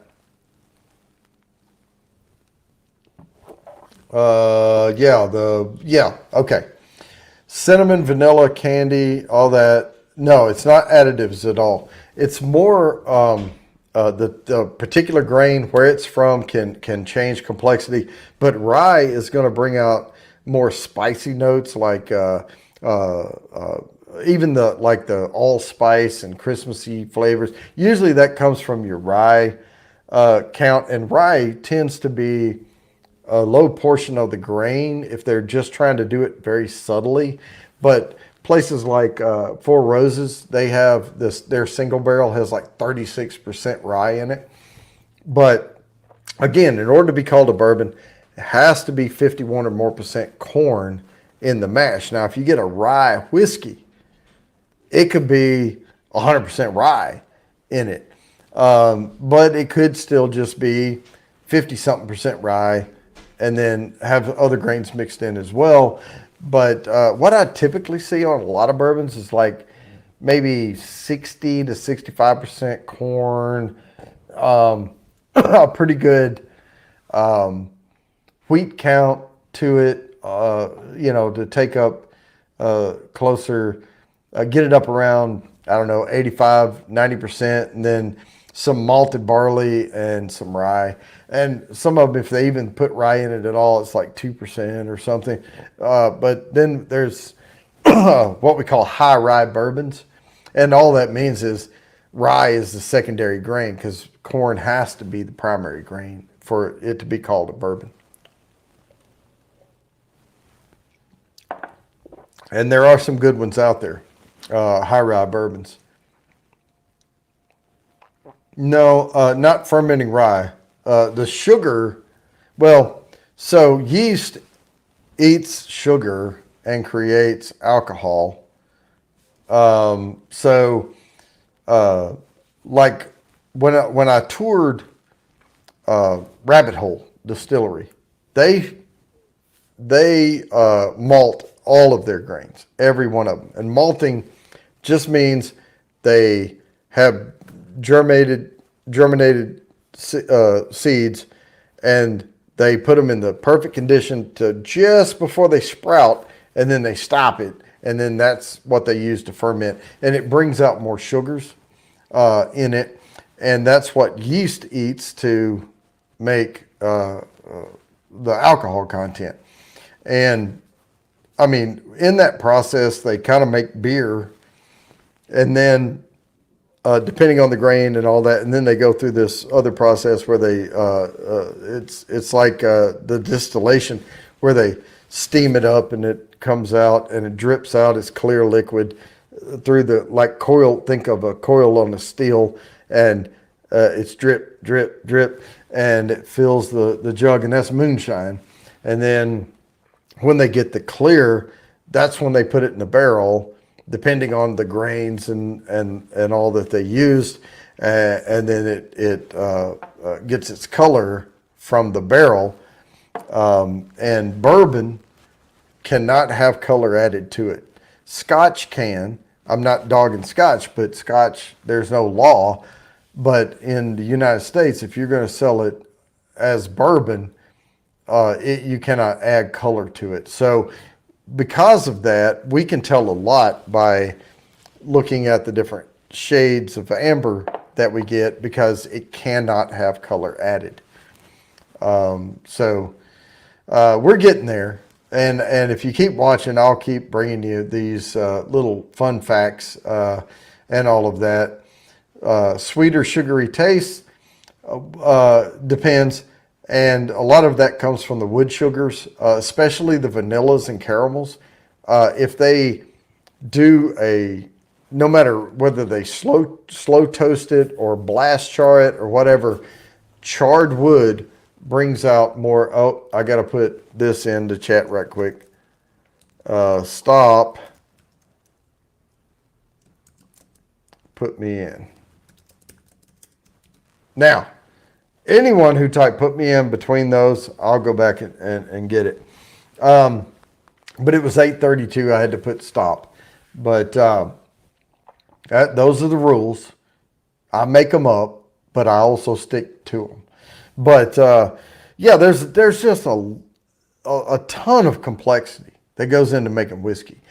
And you can get corn from different parts of the United States even, and use 60% corn in your mash, but you're using some kind of particular grade corn from Oklahoma or from Iowa or whatever, and you'll get different flavors depending on the conditions and how it was grown and what the yield was and all of that. I know that Widow Jane and especially Hudson Baby Bourbon, which you can't even get anymore because they changed it to Bright Lights Big Bourbon. And Hudson was like, I think, if I'm not mistaken, Hudson Baby Bourbon was like 100% corn. And now they have Hudson New York Bourbon, Bright Lights Big Bourbon, which is, I think, 95% corn and 5% something else. And I can't remember now what all it is. If somebody knows, put it in there. Oh, yeah. Yeah, all you have to do is just be around it, and we're going to get you there. Rocket that recently went up. Bud has been doing it for different tastes in their beer. So they put them in a rocket. That sounds kind of hypey to me. It kind of sounds like Jefferson's Ocean, right? And some people tell me they get a salty kick or something out of Jefferson's Ocean. What they do with Jefferson's Ocean, if you're not aware, and they charge you for it, like out the wazoo, is they put barrels on a boat and they take the boat back and forth across the equator while the bourbon's aging in the barrel. And the sloshing around, they claim, has more surface area contact in the barrel, and it brings out more of this and that and the other. I am not dogging on Jefferson's Ocean because I think it's a pretty decent bourbon. But I'm not sure that hype about taking it up and down on the... I certainly don't get any ocean notes out of it. If things could seep into the barrel, the bourbon would pour out of the barrel. I don't think you're getting any salty notes. I think it's all in your head. But sending hops in a rocket, I don't think, I mean, that's what hop it is. I think we proved this a long time ago when they would send stuff up, and we had no idea when we went to the moon the first time or whatever, or orbited, whatever. They're always trying to send things to space and go, what does it do to it? Most things, it really doesn't do much. You know, maybe it kind of floated around. But if you want beer with hops that float around, or have floated around in zero gravity, go for it. Yep, studying the effects of anti-gravity on it. Yeah, it could be. But that's their hypey hype, so I'll give it to them. But if people continue to pay the $80+ price tag for Jefferson's Ocean when I have 2 bottles of Jefferson's behind me that are just as good, go for it. They'll keep charging it.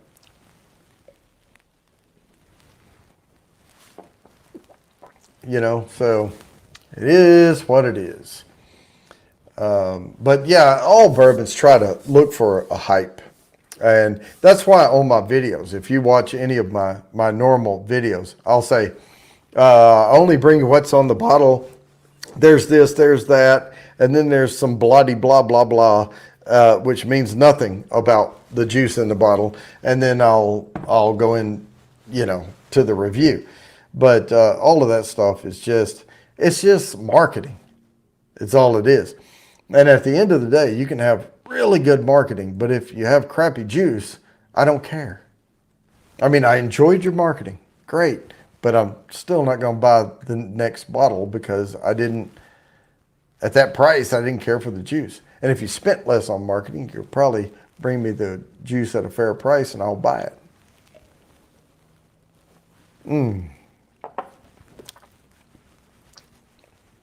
But as you can see behind me, I buy a lot of it anyway. Yeah, it does. Marketing, excuse me.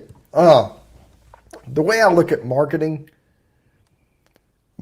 gets you to the door, not through the door, right? So I'm going to go ahead and take these off because nobody's in the basement. If somebody joins, which there's only one other person I sent the link to, which is Whiskey Nose. If somebody comes back up, I'll put the headphones back on, but otherwise it's just in my way. And I don't need them because I can't hear anything anyway because no one's on there talking to me. But here's the thing. Marketing, I say, gets you to the door and possibly through the door on the first sale. But if you have a crappy product, you can have the best marketing in the world and you want repeat customers unless your goal is just to sell 100,000 widgets that suck and sell them fast enough before people can put out reviews to say how bad your widgets are. And for bourbon, I know the prettier the bottle, the more the hype, all of that. It could have something to do with, oops, we had a not such a good batch. How do we sell this? You know, let's hype it up. But it's, you know, you're going to get the base bourbon notes either way. And you're going to have people, it's such a personal thing. Bourbon is such a personal journey. Some people are going to like certain flavors over others. I know Ojisan talked about he didn't like certain flavors. And some people may drink a bourbon that's heavy in raisin and say, oh man, I love this. And, maybe even they can't put their finger on why they loved it so much. But, somebody else may love that flavor or really dislike it. And they're going to say, yeah, I didn't care for it as much. What we do, though, as reviewers, is we try to give everybody a fair shot. And I'm not a professional. I don't have a sommelier title or anything like that, but I've drank a crap ton of bourbon. And I can tell you, I've studied it, and I've tried to study as much as possible the notes. And I'm a foodie. I do cook. I do have a series called Bourbon Burner Series, which I had to stop because of work. But I do have a lot of episodes out there that you can go back and watch, and I cook with bourbon. I have a developed palate, through all of that, and I've put a lot of effort into studying bourbon. But we look for a ton of different things, and when somebody gets in front of something and they don't really know what it is they're looking at, some of the bourbons that we're telling you are good. You would probably say, I don't know why, but I really like it. But it's color, it's coating, it's oils in it, it's mouthfeel, it's how it coats the tongue. Am I getting a balanced, palate here, or is something like just walking in like a bull in the china closet, knocking everything else out? And somebody may say, oh man, that thing's heavy in black pepper. And somebody else may drink it and go, oh man, I love that. I love black pepper. But it doesn't mean it's a great bourbon. It just suited their fancy. But we try to give a good shout out to when we taste it, what we think is a good bourbon by multiple standards. And part of it is mouthfeel, part of it is heat, part of it is finish, part of it is coating. There's a lot of factors to it. And we want to give a fair shake because just because I don't care for one or two particular notes of a bourbon doesn't mean I won't say that's a really good bourbon, but I don't care for it as much as I do these others. But again, to each their own. And I think, the nosing kit and having all these names on the board, and whoever wins it, more power to you. And if you want to do the private tasting, I'll walk you through it. But just having the nosing kit and using it against different bourbons is going to surprise you when you start really getting into that. Let's see. Catch up just a little bit here. Yeah, I need to get a bottle of blackened. I do not have one right now.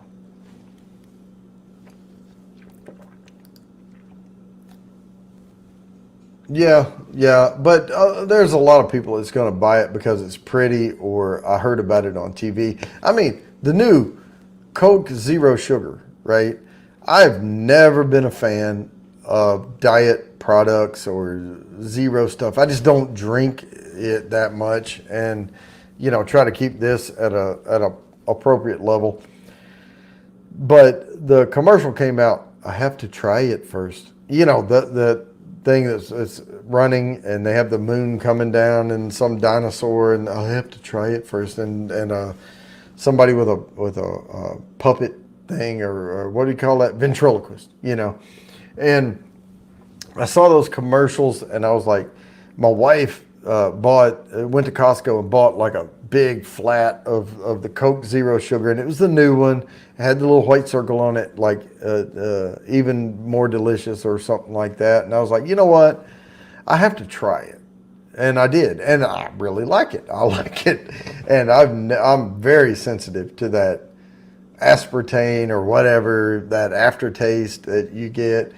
And I can pick it out in there, but it's tolerable, and it tastes more like regular Coke, I think, today. So anyway, that's just that.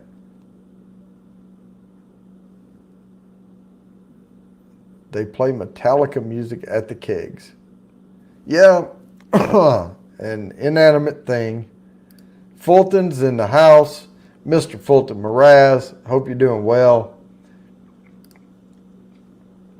Yeah, I was just bringing up an example, but I don't know. I'm not iPhone or Android either way. I'm not Coke or Pepsi either way. I'm not going to sit here. I don't care if you like what I like, and I think that's a big deal about some folks is they tend to get so offended if you don't like exactly what they like, or you don't do things exactly the way.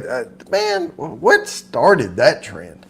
It's like somebody has an iPhone and I go, yeah, right now I have a Android, Oh my God, blah, blah, blah. Well, I use a Mac. I spent $3,000 on this damn computer right here. Is that not enough for Apple? Do I have to have everything they have? But yes, I do like Scotch. And I on my other shelf that's not featured behind me, this is all bourbons back here. I do have rye whiskeys. I have Tennessee whiskeys. I have Scotch. I have things. I don't have an expansive collection of Scotch, but I have been on Malt Muser Whiskey Reviews channel. I've also been hopping on to several other Scotch channels, and I have notes. So when I get ready to go to the store, I know what I'm looking for. I can't rattle them off right now. I mean, I know there's Glen this and Glen that and all this other, but I'm going to be looking for whatever I put down is what, the panel, because I'm not a Scotch expert. I don't claim to be. My wife likes Scotch, and I enjoy having Scotch on the shelf because every once in a while she doesn't really care for bourbon, and that's something we can connect with every once in a while, and I like them both. So, it's just usually weaker.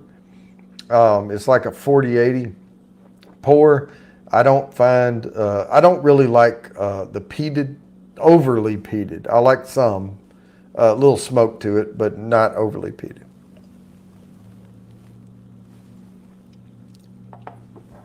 And again, if you're late to the party, I am sipping on Luca Mariano Single Barrel, which I thought was overpriced. I'm sipping on Blade and Bow, and I'm interchanging them all, which is one of my favorite cheaper bourbons, and a John J. Bowman Pioneer Spirit because of the cinnamon kick.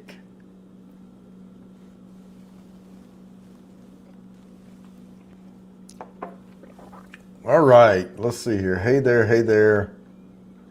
Yeah, not much on the peat taste. I'll tell you what, if you want to dance with peat just a little tiny bit, I have one over there. Let me go get it. I'll be right back. Let me go get it. This one is barely peated.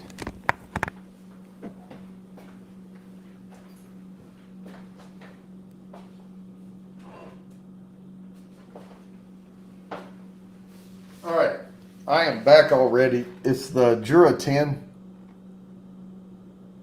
This one's not bad.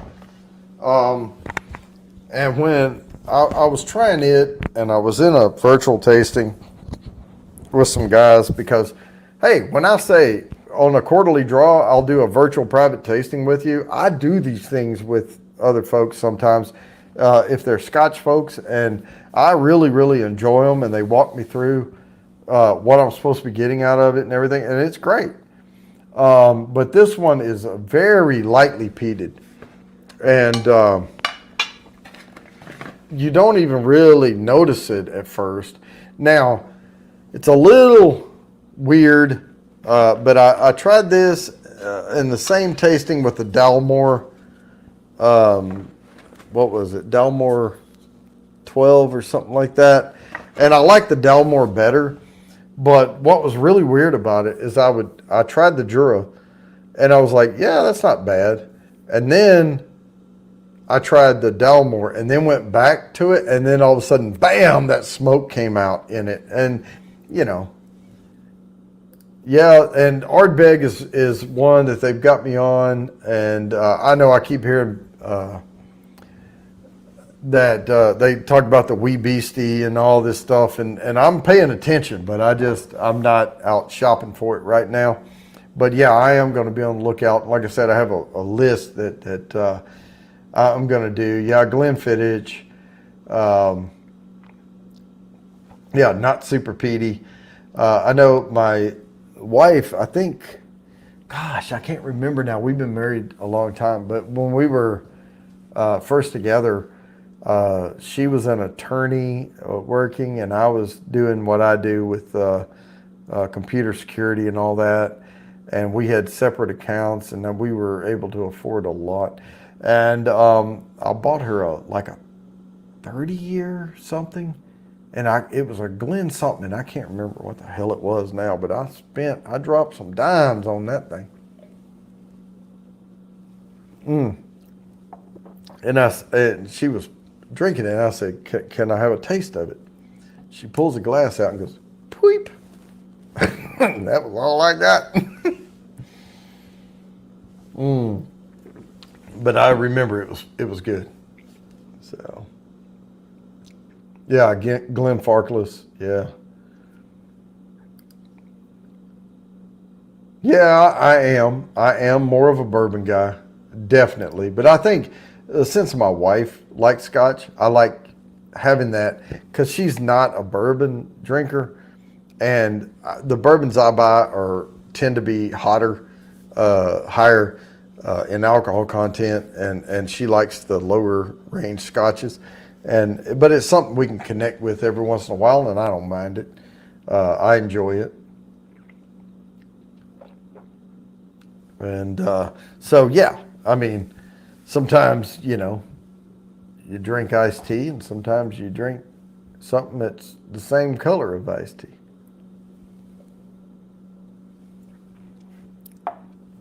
But the point is I like whiskey, and, rum is whiskey, vodka is whiskey, this is bourbon's whiskey, Scotch is whiskey. Yeah, I mean, I'll try whatever, but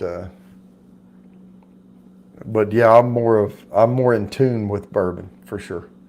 All right, so I'm trying to watch the time here, 8:53. If somebody can let me know in the chat if they start their countdown over there, we'll jump over and do a pre-party raid on them because I'm not. Last time I tried to pull it up, I pulled up the wrong dang thing. Yeah, there was a Glendronach, I think was one. Yeah, that was the Lafroig.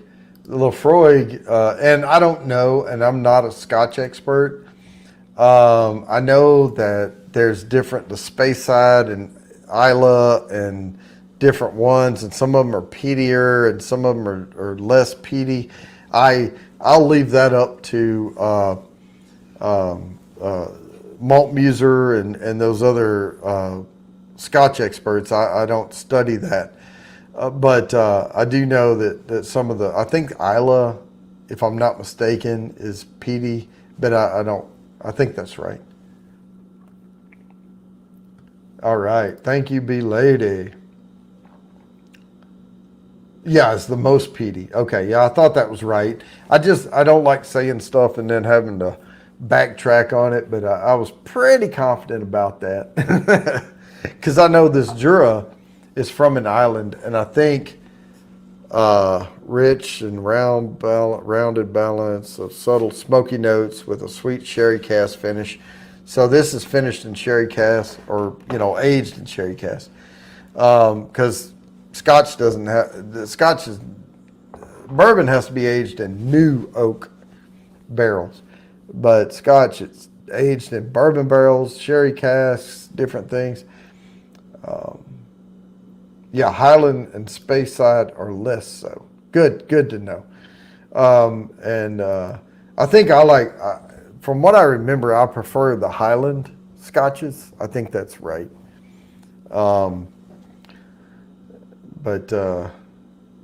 Yep. Hey, Ojisan. Yep. Love you too, man. We're going to be over there shortly.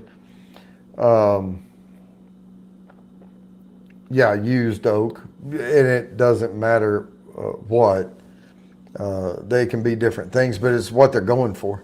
And I've said that about certain bourbons before too, is I think they achieved what they were going for, you know. And not that it was the best bourbon ever or whatever, but I think it was good. It just wasn't the like wow factor or the best thing I've ever had. But I think they achieved what they were going for. And sometimes, you know, like we talk about grain-fed beef or like corn-fed this or that. If you take a wild game, you're going to get gamey flavor. And some people don't like that. And if you want to tame down something, you know, that may be what they're going for, is a tamer version of something. Oh, used oak, and they finish in the specialty barrels. Okay. For 4 years, it would have the color, right, because, well, I mean, you can put it in a warehouse and spend a crap ton of money and create the climate you want, but if you wanted to air condition Texas, that would be the way to do it. And I think that's what I was saying about the Garrison Brothers bourbon. I like their bourbon. It's just, I think that Texas heat tends to pop a little of that wood tannin bitterness out in it that I'm very sensitive to. And I'm not saying the rest of the bourbon is not good. It's just that little bit of tannin that comes out, is that bitterness in there. I pick up on it. And I'm like, this should deduct from the price a little bit.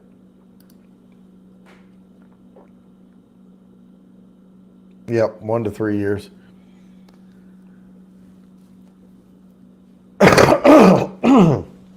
And some of it, like TX bourbon, you can get for a reasonable price.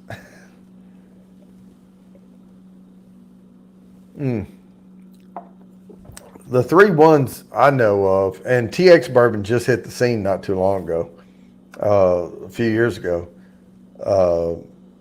but is TX, Old Humble, Garrison Brothers. Name some more. If you know them, put them in the chat.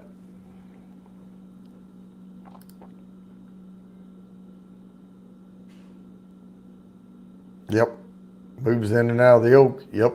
And I lived in Texas for 18 years, so I moved in and out of the oak as well in Texas because it's freaking hot there.